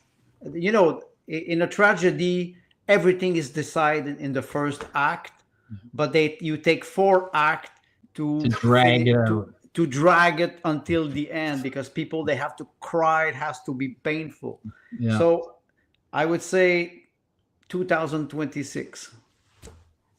And I would agree with you now at this point. Carney would say we will regain the momentum, because we have to unite Yeah. against the Yeah. madman Yeah. south of the border. Yeah. So then, right. So then Carney allies with Singh again to maintain the coalition. Then, Pierre becomes nothing until something happens, well, or they replace him, or he gets back into position. So that means blue becomes deflated, and then depending on how far into 2026, if the economy balances, and all they have to do for that is use unemployment numbers, and we already know they can fudge those.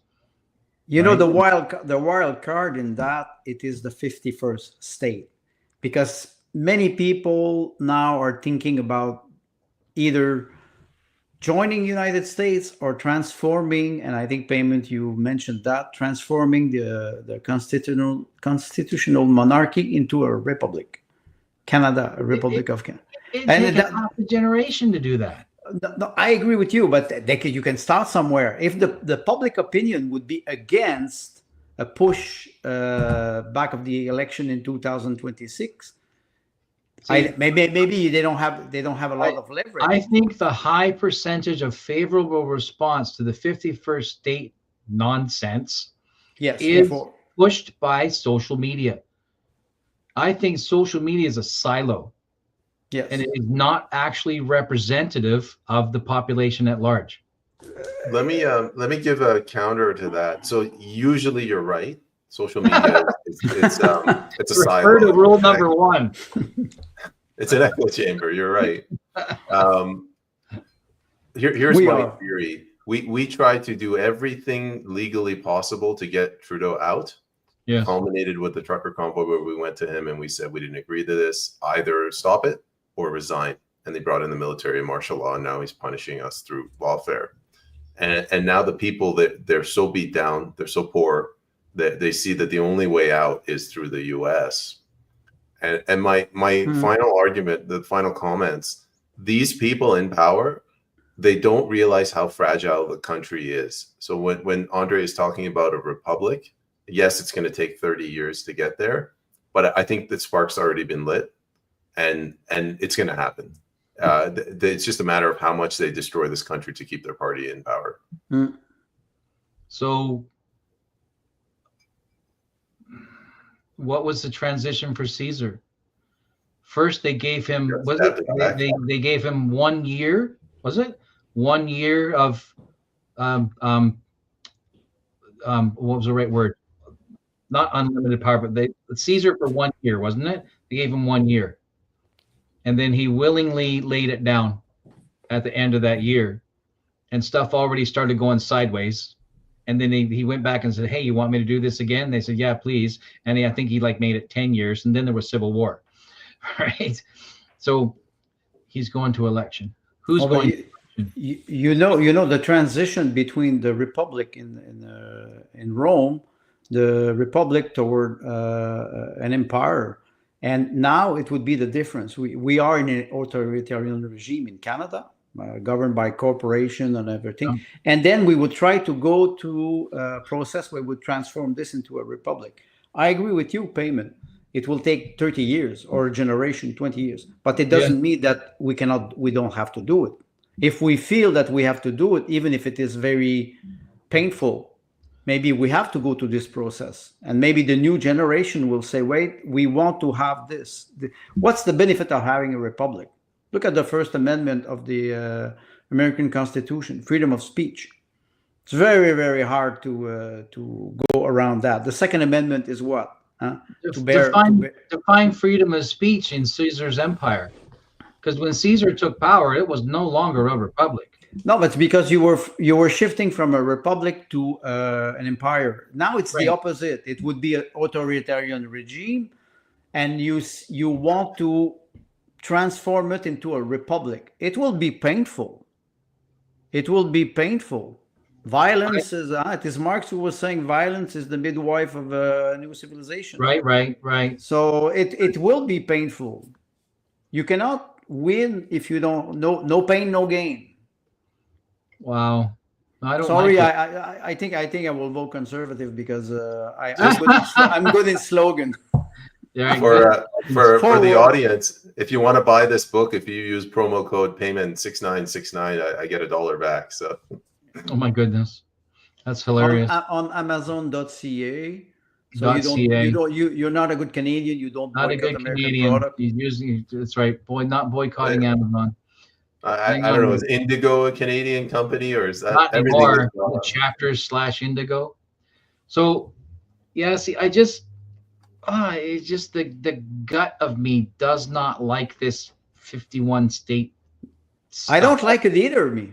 I don't like it either. Saying we need a republic. I don't like it either. And I don't think Canada needs a republic. I need to get the effing assholes that are on my neck off my neck. And we do that by unelecting the SOBs and putting in people with have some integrity. Yeah, but Tim, what I'm saying, you know what I'm saying. We're trying to get them out, but they're not leaving. Not tried everything. We haven't doubled tried down everything. now. They parachuted this City of London monster. Can I ask you But he's something? not in power yet. Tim, can Right? I ask you? The assumption is he's going to take the seat, but he has not yet taken the seat. Okay, Tim, let's say that in March or April, like you said, we go in an election and the Conservative wins. You will be satisfied with that? With the fact that the Conservative would have a majority to do something different? I prefer a soft liberal over a Marxist liberal. Okay, so the answer is yes. The answer is I will relatively take Godzilla over Cthulhu. Why? You know why I say this? However, and this is the Nietzschean thing of the whole, which I hate to even giving credit to, because of who I support and the work that I'm doing and what I truly believe in, right? So I know that that's what I want to do, right? Yes, and I can appreciate that the pressure is, well, see, Trump's not stupid. He forces his enemy into the open. He flushes them out. Yes, that's and that's good news. That's good news. But I don't want the enemy standing on the on the rooftop walls of my castle while America exacts its economic war. That's not what I want. And that's not what I want. The liberal, what you say, okay, the Conservative are softer liberal. They will not have 1 year to turn this country around. You know that. They will have, what, 2, 3 months, 4 months. If they do not deliver something that is totally different from what we've seen in the last 15 years, they will stay in power, but because they have a majority. I guess what I'm really saying is I have not yet stopped fighting for the system we already have. I am not willing to concede to a fantasy that relies on another country to intervene and turn the screws for us. I am in favor of me being responsible for my destiny, marking my X on the candidate I support, and fixing the fuck up that these SOBs made out of Canada. I need money for the square jar now, right? And I believe in the people that I believe in. And I believe the Canadian citizen is capable of doing this. They just need to stop paying attention to the pander wars and pick a side. And stick to the side. You have to cancel Netflix. Right. The rest is rhetoric. But I flatly reject this 51 state concept. There's If we end up swinging, if our structure swings more toward a republic style, it won't be in my lifetime. No, I agree with you. I agree with you. What I want to refer to is that we are in a historical geopolitical shift. Now, why I say this, the famous international law are falling. Payment, you mentioned it, that people are not respecting anymore the basis of international law or even national law. So it's like the Far West. Everything can happen. It is better if we would change our political system for the sake of Canada and Canadian to do it calmly and reasonably. But it is not the reality that we're seeing now. We are in, and I think we. there's two good audience comments, but go ahead, Andre, finish your thought. I will finish briefly. We are in emergency time or very hard time. My concern or my fear is that many politicians, they will use this and they will not understand the historical situation. Yeah. And I do agree with you, but we also have to take in consideration the hand that Trump is holding to us. Maybe he's helping us see the reality so we can act. I don't necessarily like the way he's doing it, but he's trying something because his administration is new. So it just gives me freaking heartburn. Trump is giving Carney legs to fight on. Pull that up. And I get it. I agree. But Trump is not my champion. He's not my champion either. Across the GD border, effing south or outside, looking for our savior to come from outside. The man is not King Cyrus, right? He's not our savior. He's interested in America for Americans. And I'm interested in Canada for Canadians. And if Trump wants to go pick on and make Carney his boy because he wants to flush his enemy out in the open because he'd rather deal with the City of London on equal footing and have them all flushed, right? Have all the pieces facing each other on the international chessboard so he can have a proper fight as America. Fill your boots. Not my country. Oh, but that's what your fight somewhere else. But that's what I'm trying to do, and I try to call to patriots to get up and to start fighting back. Yeah. And I hear no answer. Yeah, I hear you. I agree with you. But where are they, those great Canadians? It was good in 2021 or 2022 with the Freedom Convoy. But what was the beauty of the Freedom Convoy? And that's the problem of modern manifestation. It's always nice, always peaceful. We bring children. We are respectful. Yeah. You do not change system like this. It doesn't work. It never worked. You need strength, and that's the male prerogative. And I understand the frustration of many people because they say Canadian people are good people, they're kind people. Why do we don't see millions of people in the street of Ottawa now when you saw hundreds of thousands of people in Romania, in Georgia? Those people, they go out. Yeah. But the Freedom Convoy was good, but kind. Those people, they go there, they say, the first thing you do when you do a revolution or you want to change the system, you take the media, you take the CBC tower, you take the media and you broadcast your message, and then you take down the tyrant if it is a tyrant, or you force them, you tell them in the face, we do not trust you, you have to resign. If I have to tell you every day of the rest of my life, you have to resign. The last thing I would like to say is, when you talk to people, you talk to individual in the eyes. You ask them, not the mob, not the crowd, the individual. You say to the individual, are you ready to do this? You personally, madam, mister. Yeah. And if you do that, instead of talking to crowds or rally, you have to go toward people. And I don't see a lot of politicians who do this today because, like Payman said, they're pandering. They're pandering. They're talking. Self-interest. Yes, self-interest. If we can break that, I hope. I still hope. I want to go to the comments that it's lighting up. So there's a couple of them. Bruce Party, this is Happy Capricorn. Bruce Party suggests becoming 51st state is better for Canada because the U.S. Constitution is stronger. It will take, as you mentioned, 30 years to correct. Who's Bruce Party? He's a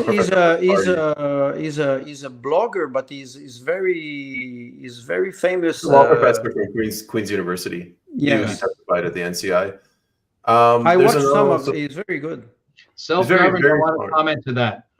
No, he's not my savior, and absolutely, as a Caesar of a new corporatocracy, a new empire, he will indeed be the conqueror of all North America. Just consider Canada Gaul, right? And just consider Mexico Egypt. Yes, and Tim, I hear you, because it's an emotional reaction, and I am emotional too, because the history of Canada is part of our DNA. Yeah, this It's gets part me of almost our. as mad as pineapple on pizza. We can be rational in a situation where you have an opponent in front of you who is rational, but when the opponent is not rational, you can hack strategically, but you have to be more wise than that. It's very. I refer to the strategy of war. Guys, can we be? Let's take our emotions out of this. I'm just trying to look at this. That's Iranian part of you that is talking. That's I'm good. trying to look at it reasonably. That's good. No, that's good. We are in a very delicate situation. 9 years we've been our government has been insulting us. Yes. 4 years, 5 years, our government has been enslaving us and imprisoning us and segregating us. Yes. And the people have lost faith in our government. So we're in a delicate situation. We're weakened. And then add to that, we have an external force that's coming in and wants to either probably not take us over, but further weaken us. We have no immune system. We have no way to defend ourselves. And the people, they've been completely demoralized or depressed. If we hadn't taken the COVID vaccine, we'd have had a stronger immune system. Yeah. Well, I will refer again to Arnold Aino when he says that Canada did not have its Pearl Harbor moment. The Freedom Convoy was a reaction to an authoritarian decision. And then after that, it faded away because the government pushed back, stepped back. And now we are arriving at maybe the second phase of this situation. And we have to straighten up the message. It's not being aggressive to say to somebody, I don't like you. I don't like how you talk to people. I don't like how you act. So you change. Yeah. Albert Camus, in his book, The Insurrected Man, he says, to the tyrann, you tell him in the face, you step back, you look at him and you say, you stop, we can become friends. If you continue, I will fight until the death. And that's a very strong phrase from Camus. It says, you do not tolerate anymore any bullying. That's the message that we should tell them. Anybody, every time, and it's not, people will say, oh, it is aggressive. I will say, you don't know what is aggressivity is. Yeah. Difference between aggressivity, determination, and anger. We have to make those differences. If people are not ready for that, I can guarantee you, I'm ready. I'm ready. As a citizen, I am. Sue is making the point I was trying to make. Not delicate, vulnerable, but very vulnerable. And you're both correct. The problem is we've made ourselves vulnerable to the enemy within, and the opportunists at the door now have an unlocked door to come in. Right. So, the Americans say, like protect them from enemies without and within. Canada's enemies from within, who by our own largesse and our own bourgeois attitude permitted them to take positions of power and use against us, which has been amplified in the last 9 years and the last 4 years in particular. As a result of this, the enemies from without are circling to feed, and that includes the City of London and the United States of America. Circling to feed, you could refer to the Indians who were turning around and trying, in the far west. What he's referring to is very interesting, and I go even more far than that. The feminist movement castrated men in Canada. The society is feminized. We are not in a matriarchal system, but they castrated us. They castrated our language. They castrated our determination. And now you have new generation who are afraid, and they try to hide into some ideology. They all pick up something they try to hide because they don't want to fight. But they are being, I would say, they are being tortured psychologically. So they will be depressed and they will not react. The best way to undermine somebody is to isolate him. What happened? 3 years we were isolated. They try to isolate us all the time. Even you see with X, since Musk bought back X, we can express ourselves. Facebook step back, and now is not censoring. We are. They are. But you know, we were castrated. Yes. Yes. We have. I'm sorry. We have to grow balls. What we don't have is we don't have fathers going to principals in Soji schools throwing hands. Yes. They're not there. So our children, and by now we're talking about teenagers in early 20s, not 6 and 10, but late teenagers and early 20s who have grown up in a generation, not like some of us who had no father, but who did have a father who did nothing. Nothing. And allowed the system to physically abuse them. Yes, and we see it, and it's, I think, where is the generation, the new generation that will arrive and will start to strengthen the message? Era is finished. Yes, because Gen Z is not politically correct. They say what they think and they don't care. Yeah, they don't care, but are they? My youngest daughter is on the older end of Gen Z. She's 24. And she says what she thinks, and she doesn't care what anybody says. That's a problem, because that's a problem, because if she says something, she speaks her mind, but without rationality. You need bold. Well, and I appreciate that. What I'm saying is she's bold. Yes, she's bold, right? So, Sue here, primarily men who push radical feminism. Why is that? Yes, men didn't have competitors on the pyramid. Which men? No, I know what she's saying. And if I was at the top of the pyramid, and it's usually male-dominated structure, I'm okay with pushing feminism because it removes competitors. Yes. That's fine. Yes. That's fine. I don't care. Right? Because if I'm at the top and I'm not committed to the if I'm not actually committed to the general population, I'm at the top of a business or an organization or a charity or a whatever, and I'm really only interested in my longevity, then radical feminism is the equivalent of fratricide. Yes. And when she's referring to men, okay, it's the war of sex. No, it's not the war of sex. It's the war of minorities that are instrumentalized and controlled for political purpose. You saw it with the black people. You saw it with the women. You saw it. You saw it with the gay. They always instrumentalize a group as a political weapon. And they bring us against each other. Yeah. When I say they, you can say it is the globalist, or you can say it is the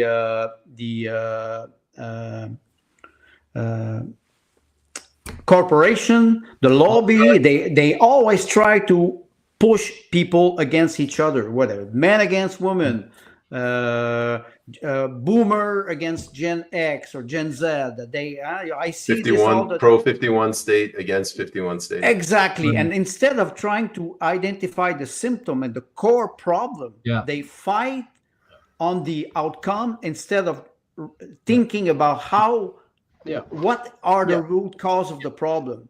Let's talk philosophy, not but the Marxist who's behind all of this, yes, creates the revolutionary, yes, to cause the revolution, and then creates the counter-revolutionary to crush the revolution, and then the counter-revolutionary becomes the revolutionary. Yes. So all of these isms feminism, right? The LGBTQ, the racial stuff, All those groups. all of these are revolutions and counter-revolutions. And what's the end? The end result is not to form some new stability. No. Because Marxists were complaining about Russia, saying, you've become too stable, you've become too conservative. And communist Russia going, wait a minute, we've killed like 30 million people by now, and you're still not happy? You're not happy. They're like, no, we are not happy because you've become stable. We want instability. So our enemy, be they, whoever lunatic liberals are out there pushing us around for the last 10 years, especially, their goal is endless revolution. So it's to me, it's not so much that I'm fighting to retain 10 provinces and three territories. It's not so much I'm doing that. I'm trying to forestall an international communist manifesto that's given a great big fat fuck you to freedom. Swear jar. There's I'm like $1 now in the swear jar today, right? Yes, for 80 years. I don't consider Trump my enemy, not exactly my ally. No. I don't consider Carney as much of an enemy as others might think. My enemy is actually Paul Revere, who has the ability to do something right and won't because he's waiting for his turn in the chair. No, he doesn't have the ability. He have the opportunity, but the ability he doesn't have. That's the first. I just want to make a statement. When Tim said something about a pyramid scheme, I completely drifted off into I was thinking about Cairo and the pyramids of Giza. No, but you said something about instability and I would say world communism if you want. You want to use it. Let me say something. Let me say something. Larry Fink, the CEO of BlackRock, and I quote, he said, markets don't like instability. You know what that means? That means because we create instability, we cannot do business. So we will bring back what? Control. And that's the purpose. Oligopole, multinational, they want to control the life. You can see it with AI, transhumanism. They want to control every aspect of our life. And you have some pushback, nationalist pushback with Trump. Maybe he's not, I would say, maybe he's not very elegant. He's a rogue businessman. He's an opportunist. He's narcissistic. We all know the person, the character or the personality of Trump, but he's acting in a way. And I think he's part of the system. The system has created those politicians. They all come from the same mold. Not very intelligent, very rogue, very charismatic, and they can talk to people. They can stall. They can look diplomatic. And it's difficult. You cannot arrive with somebody who will be very educated. Take the example, Michael Ignatieff was very educated, very cultivated. He didn't win because he cannot appeal to people. He could not. Look at Carney. He tries to, but it doesn't work. Yeah. So I have the feeling that now they want to implement another level of control, and they're trying to, like you said, they're trying to create this instability. In wrapping up the show, let me tell you, I went to the bank to wire money to the US. They wanted 22 signatures or initials from me. 22. 22? We counted 22 times. I either had to sign a document or initial. Which bank? Bank of Montreal. Oh, shit. So one of the previously you just sign in triplicate one document, but this is like it's this what do they call it, the crisis reaction response, what do they call it? I don't know. Like they create a crisis, yes. Panic, and then the response to that is we need more money laundering, anti-money laundering. I went to retrieve $2,500 US because my wife is going on a trip. What did you wire the $20 million? Maybe they ask a question. It depends on the. If it is for peasants, they will try to control you. Yes. all the time. And it is very funny. There's a man who said he went to, he was in France and he went to retrieve 10,000 euros. And at the bank, it was, I don't remember the name of the bank. And they started to ask him many questions. And he says, oh, it's for sexual Exchange. sex change. And I want to buy firearms. They look at him, they were freaking out. They called the manager. He says, I will not tell you what I want. It's not your business. Yeah. So they want to control ordinary people. Yeah. When That's yeah. that's nature. Yeah. And the becoming more and more obvious that mechanism for control will be, this should make Sue happy, UBI. UBI, exactly. Universal It basic will income. be, and it'll be digital. Yes. And you Right. do not comply, that's it. Yeah. And it will be. Well, maybe 2 it won't weeks make her ago- happy, but she'll, right? 2 weeks ago, I did an interview with a French intellectual, and she was talking about China, about the social credit, and she said Chinese people, they adapted to that. Yes. And honestly, I disagreed for one reason, because if you have a good moral code, you don't need laws. You will respect your neighbor, and you will expect your neighbor to respect you. You will respect his sovereignty, his property. You will respect his idea, his religion. If you don't have that, if you don't have faith, also look at China. Yeah. They will have to implement government control. That's what they did in China. Culture is an uncodified law. Yes. And why? Right. Why in the When I go into Western world? someone's home, I take off my hat. I don't need a law. Why do we see this only in the Western world? Well, because we've become secular. We've lost respect for the intangible. And we Sorry, what was the question? What do we I only was saying see? something about pyramids. Don't worry about it. My question was why we are seeing this only in the Western world. You don't see this in Islamic country. No, you don't see this. No, because the unwritten behavior of the culture establishes the parameters. Yes. Right? These are the boundaries of good relationship, or what we call, or I should say acceptable. Then we avoid the good bad problem, right? What each culture has acceptable behavior, right? And yes, in the Western culture, and by Western I mean like first world nations, yes, right? Us Euros mostly, right? Is we've in our the end result of not the Reformation, what was after why do I keep forgetting the word? Reformation, not the Reform, the intellectuals. What's that era called? That intelligentsia? That's I'm gonna miss the word, and it's really super simple. Renaissance? No, it's after the Renaissance. It's the Hume era. Enlightenment. Thank you. I keep thinking it's an I, but it's an E. It's probably because I'm like Newfie, and anything with the E gets pronounced like an I. The Enlightenment. So we've taken the Enlightenment to its extreme, right? And by taking it to its extreme, we've stripped it of its spirituality of man. We've stripped it of the need to respect the intangible elements of culture and society, and everything is measured and based and fed on its tangible elements only. Yes, exactly, right. And having lost that, we require unending laws in order to draw and redraw our boundaries of good and bad behavior, because every 10 years that changes, because we either shift closer to the edge of cannibalism or we shift closer to the edge of transhumanism.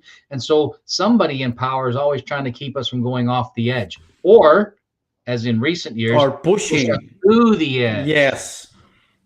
And so the human spirit within us resists chaos.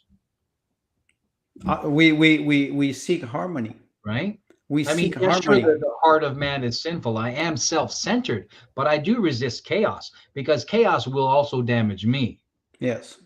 Right.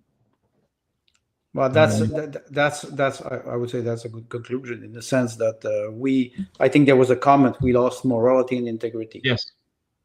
Everybody, each and every one of us, in a sense that we have to ask ourselves first the question. Then after that, we can share our experience with somebody else or our thoughts. Yeah. If we do not ask ourselves, am I a moral person? I have to ask myself that question and answer honestly, yes, no, why I am or why I'm not. Yeah. It doesn't have whatever structure is chosen to be, a governing structure does not have to be a theocracy, but it has to acknowledge the value of the individual. One of the things that I was taught when I learned up is to defend the dignity of another. Defend the dignity of my fellows. I don't have to like them, but I have to defend the dignity of my fellows. Yes, theocracies also tend to build laws to protect itself, like a union. Union usefulness was lost the moment the union was more interested in maintaining its self-preservation rather than representing its members. Well, look at Soviet Union and look at European Union. Today, I was asking myself, what were the symptoms or the events that made the Soviet Union collapse? From the inside, it was already corrupted since 1970. And it was corrupted because the structure of the system was trying, like you said, was trying to preserve itself on the expense of its own citizen. Look at what's happening with the European Union now. The backlash that you see now you see it Slovakia, you see in Romania. They're all part of the European Union. You see Hungary. They all go back. Germany, the big fall will be either Germany, Italy, or France, because those are the three founding countries of the European Union, the center. You referred to Napoleon yesterday when we were preparing the show, and Napoleon wanted to have a unified Europe. But the idea now, it is not a unified Europe, what we see. It is 29 states that are vassal of a heavy bureaucracy in Brussels. A bureaucratic hegemony. Yes, and who is behind that? That's another question. Maybe great corporation, great families. The opposite of a theocracy is freedom. I don't know. You guys want to comment on that? Well, you can. My conception of freedom, I take it from Hannah Arendt. She says we are free in a structure. Our institution permits us to be free. If we have strong institution, they will respect our individual freedom. They will permit us to be free and to also fulfill our duty. You cannot have. Maybe that's the difference between libertarianism, where people say, "Okay, I'm totally free." I don't think it exists really a total freedom. The pure libertarian is I forgot the word again. Begins with an A. Anarchist. Anarchist. Pure libertarian is an anarchist, and anarchy doesn't last. Anarchy doesn't last because you need, like you said, Tim, you need order. Yeah. And we are against chaos. You need order. We're against chaos. Yeah. The world is chaos. We're pushing 2 hours, 20 minutes here. Yeah. Well, let's ask chat if they want us to keep going. That's a good call. We still have material that you had on the list that we've gotten away from. I'm mostly done. I can bring it up. Brain fog. But gentlemen, that's the kind of conversation I like. We can fight and debate, not be afraid to speak, and to. Yeah, I mean, like the only other things that are left, the U.S. Army has said no more transgendered people allowed. Now I don't know if that's the entire armed forces or just the U.S. Army. So does that mean that transgendered people in the American military are going to claim asylum and join the Canadian military? That's exactly what I was thinking. We got free tampons for them. That's Yes, permit freedom's an oxymoron. Absolutely. I mean, Let's you're see joking, next tab. Tim. You're joking, but they're trying to extend sanctuary cities to also be transgender sanctuary cities. Oh, this is how the liberals would absolutely win in a landslide. Is they offer to make Canada a transgender 51st state, sanctuary state. There you go. Funny. People. Are you sure, Tim, Canada will that be the 51st transgender sanctuary state? are you sure that Canadians will accept that? Well, I feel like that the meme with the wrestler sticks his head through. Are you sure about that? I don't know. No, but you talk about something that we talk about moral and integrity. And Mark Carney this week, when he said we don't have a fentanyl crisis, we have a fentanyl challenge. And I was listening to him, and I say, how easy he can transform the misery of people who are completely addicted to a poison into something that is a challenge. What Klaus Schwab said, he said the pandemic is an extraordinary opportunity. Right. How many millions died because of those injection and side effects? More, maybe 17 million. 17. Estimated 17. Estimated. Underestimated 10%. That would be 170 million. The funniest insult I ever heard about Klaus Schwab. This guy described him as an evil Teutonic genius hell-bent on taking over the world, masquerading as an evil Teutonic genius hell-bent on taking over the world. Which Bullwinkle, Rocky and Bullwinkle, the villain from Rocky and Bullwinkle, little small guy. It was who? Dan. Mustache, right? It's very much the mustachioed villain from the 50s, the film noir. He harkens back to that era, right? Schwab. I don't know. I don't get this. If this keeps going, there are going to be passport swaps. What's a passport? That's good. Well, the last. Did you say swabs or swaps? Swabs. The last reference to swabbing your passport. The last reference I think she means to Klaus Schwab's is Peter Sellers. The film the movie of Kubrick. How I ended up loving the bomb. Loving the bomb. Sue, I don't know what you mean by passport swap. Happy man, I can't read. Happy Capricorn says, Timothy Andre, please follow Bruce Party after you finish this X Spaces. Very good. Good. Is this an X Space? Yes. He has an X Space. We're distributing this on X? Yeah, YouTube. Two of us are on YouTube. I'm so technically unaware. I mean, I posted it on Facebook, YouTube. Man, I hate this. Like Andre, he brings his first guest on his podcast, has like 10 times the viewers of all my podcasts combined. Arnold Haino puts on a post like 350,000. No, but payment. Here we are struggling. I told you, I'm a nobody. Michael Jones has hundreds of thousands of followers. So it was just beginner's luck.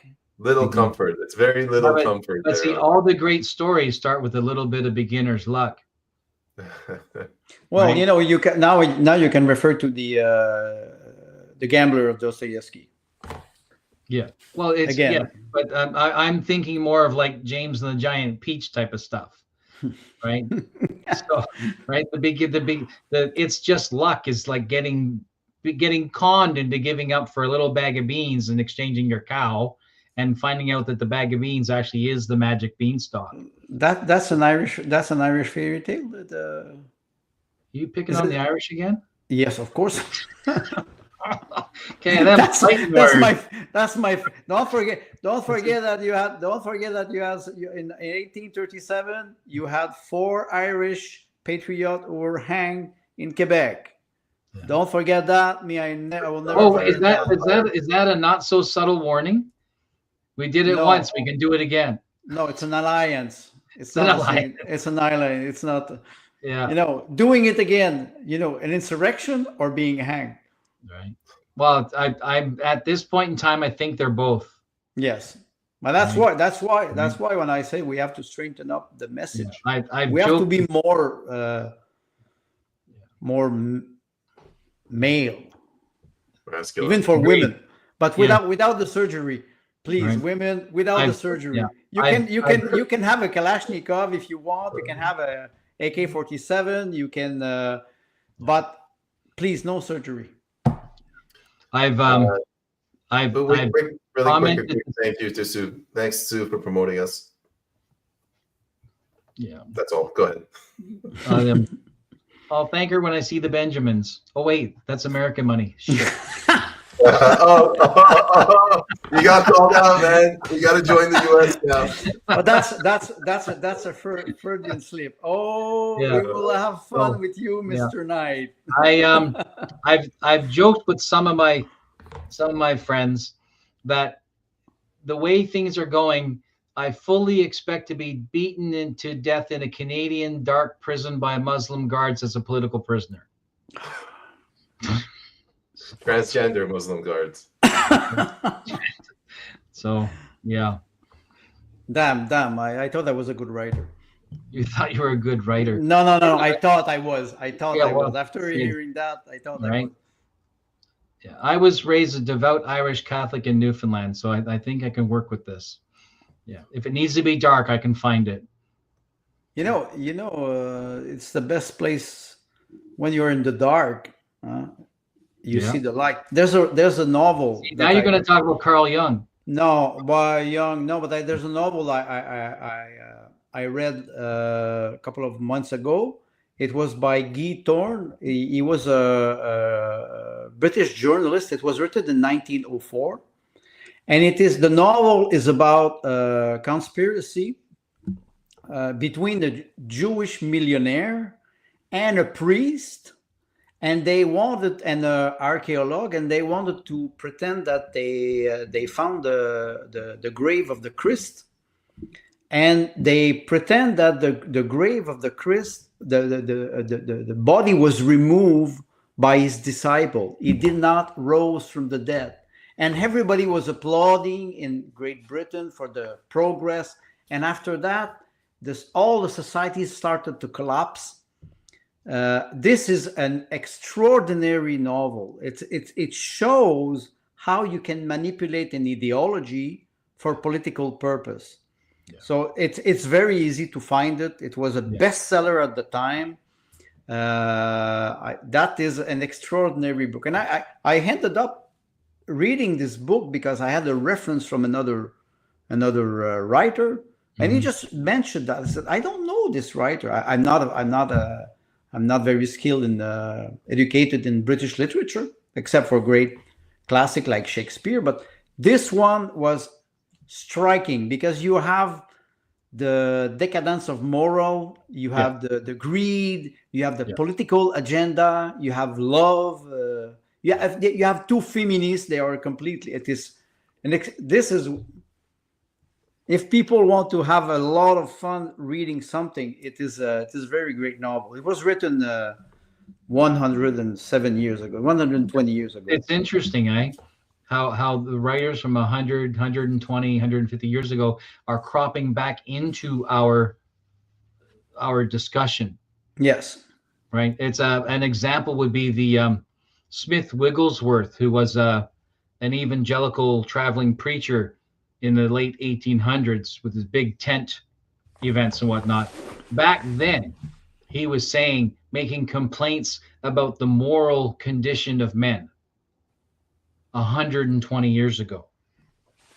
Which is a constant.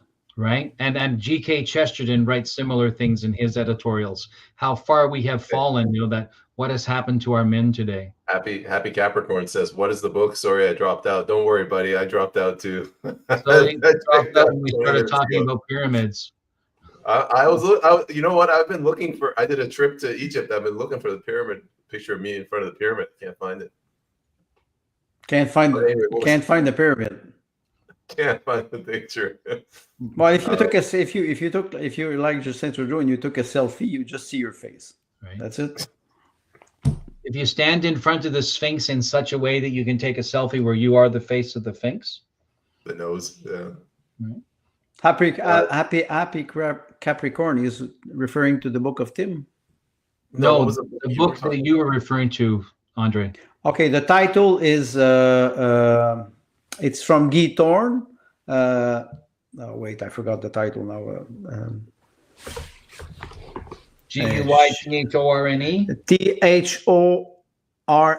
Guy Thorne. When it was dark. The title is When It Was Dark.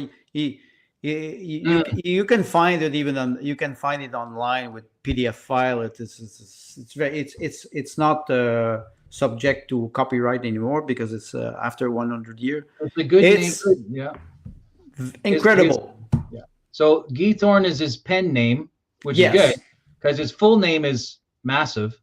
Cyril Arthur Edward Ranger Gull, which means he was actually an aristocrat to have that many names. I think so. It's been a couple of weeks, months that I read this book, and I referred to him in one of my essays because it's incredible.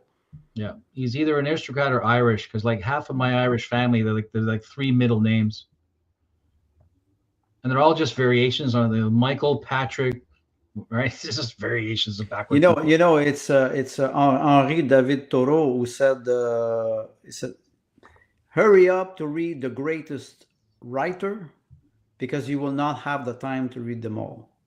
And why sometimes I refer to books like this is it's when something strikes me in a book, it is something that changed my perception of reality.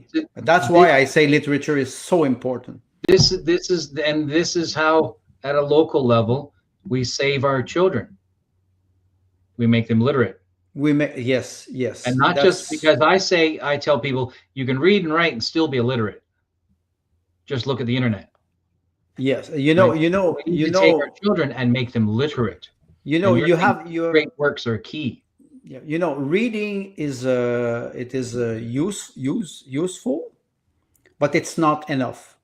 Reading a great novel opens your mind to imagination. You can talk about Thomas Mann, you can talk about Dostoevsky, you can talk about Tolstoy, you can talk about Travel with Charlie from John Steinbeck, when he goes to United States with his dog, which is sick, and it is a 500 pages of journey when he discovers United States, and he's shocked. When you open your mind with those great writers, you change perception. Your perception of reality changed completely. See how the sun's setting on the west now? Yes, it's going around. It's my light because that's heliocentrism. So you mentioned not only writing to be able to read and write, but to unlock the imagination. Yes. It is in unlocking the imagination that a child realizes they can be free. Yes. Right. So, the example, the picture that came into my mind when you were saying that was of the baby elephant chained with a great big massive 2-inch ship's chain, and it fights and struggles against the chain until it finally gives up. And as the elephant grows, the chain eventually just becomes a string. So you have a full-grown elephant with a 2-foot string hanging off one of its ankles, and it doesn't run away, and it doesn't fight, and it doesn't murder its master. But reading breaks that. Well, that's why when we talk about AI, sometimes I think AI is a wrong expression. Artificial intelligence and payment. When we had this discussion about neuroscience, was referring to what is intelligence, and the intelligence of man imagination is part of our intelligence. So a machine would always outperform us in mathematics, but I would say intelligence of the heart, intelligence of the soul. That's with the emotional part of mankind. Machines add, modify, or delete. The only thing a computer can do is add, modify, or delete. Machines perform repetitious, right? That's Machines that. perform repetitious action, but the human being creates. That sounds like a conservative slogan. Right? 3 Here's words. something. We promise we will add, multiply, and delete. How do you say that? Add, modify, delete. Add, modify, delete. Yeah. Yeah. AMD. Yes. Oh, Innovation. because I was referring to AMD. I know. I was thinking of AMD as well. Weapons of I was mass daydreaming destruction. there again. You mentioned computers. You woke me up. You caught my interest again. So that's good. That's a good comment. If we want payment to just to nod off somewhere, we'll start talking about pyramids again and stuff. We are tonight. We are drifting, not grifting. Not grifting. There's no grift. No Benjamins. Oh, wait a minute. Damn. I keep giving in to the Benjamins. I'm starting to be good in English because of you, gentlemen, because I have to practice a lot. Well, it's good. Yes, Guys, it's good. Look who's in the house. It's our favorite audience. Oh, Warfield. Yeah. Is he saying anything profound? Human ears. Sue. Yes. Yes, Sue. Write, paint, compose, sing, dance, play a musical instrument, play with putty, carve something, sculpt something, cut something, make a stick house. Just create with all the possible tools that we can give them. Because this is how we built civilization.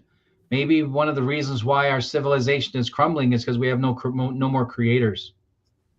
We were talking about freedom, and my feeling about freedom would be when you're born until you start to be a teenager, because hormone kicks in. When you're young, from 0 till 8, 9, depending, 10, you're free. You go to school, you learn, but you're free. You don't have a lot of responsibility. I had a friend who was telling me, you give the responsibility to a child, the same responsibility of his height. Oh, the more he grows, the more he grows, the more he has responsibility. And one day it becomes a duty. So this freedom for children, we have to protect this freedom to help them, like you said, Tim, develop themselves, create, flourish. Yeah. If we don't do that, we're guilty. Yeah. Mama, don't let your babies grow up to be cowboys. Yeah. Plot. Woof, man. What happened? Usually you write entire paragraphs. It takes up the whole screen. Plot. I think that's his cat typing now. Wolf is the one who suggested me the name for my cat. Meow the Sad.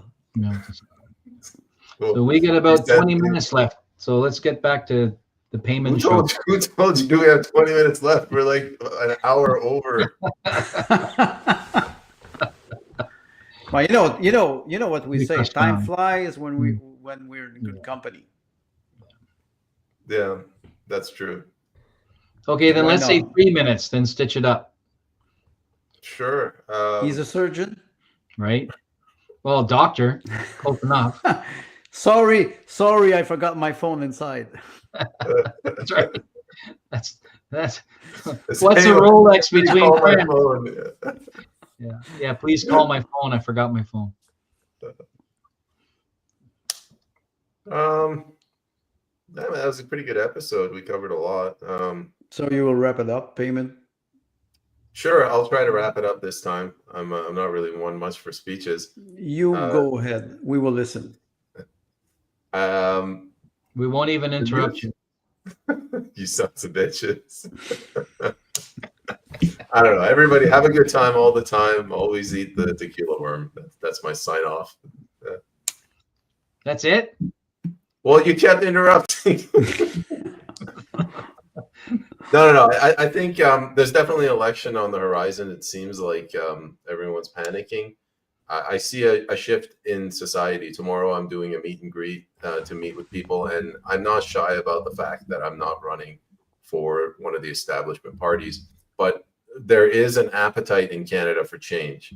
Either people want drastic change to return Canada back to the rule of law, or they're leaving the country. They're packing up their business and leaving it. In both cases, it's a drastic change. But I think it's the growing pains we need, and the country will eventually be better off for it in the end. Good. And I honestly, I agree with you, because I think we all agree for change. But let's do it. It's not like Tim said, let's not somebody else come and do the change for us. We have to. And you do it. You do it with your podcast. You do it all the time. So Tim does it in his way. I do it in my way. We want to change. We want to change the system, but we cannot do it alone. Yeah. In quick summary, the three of us have been talking about you people in the comments section and how much we view you as the fourth person at the microphone. So we appreciate your feedback, especially anything about pyramids. So, yeah. I'm telling you, man, they're so cool. They got 4 sides. It gets that pointy, tippy part, and the tippy part, the part that used to. Anyway, see, I'm going to start talking about pyramids again. That's not what I want to do. So we want people to look at things from a different perspective, not to be, and we know that you who participate already do that. So we want you to know that there are other lunatics like us who think the way you think. So let's think about it and talk about these things together. Do what we can locally, and just don't give up. Don't give up. Don't give up. Gandalf is just coming over the horizon. I can hear the horses now. Oh God, not the ziggurats. Now I'm thinking about something else entirely. Yeah. There you go. All right. Well, join us next week. We'll try to break the 3-hour barrier, and every week thereafter, we'll add an extra hour. Yeah, we are straight up an hour and 15 over. Yeah. Damn, that was long. It was good. I blame our fourth guest. But next time, what we could do is, if it is 3 hours, we have 1 hour each, and if we go over that 1 hour, the mic is mute. Well, then we need an egg timer, like a visible egg timer of some type. We'll do this like Robert's Rules of Order, right? You all get 2 minutes at a time. Yes. A bureaucratic nightmare. Yeah. This is good. Thank you for joining us. We enjoyed this. It was a pleasure having those comments from people. Yeah. Great comments. Gentlemen, and thanks to the audience. Take care, guys. Bye. Good night.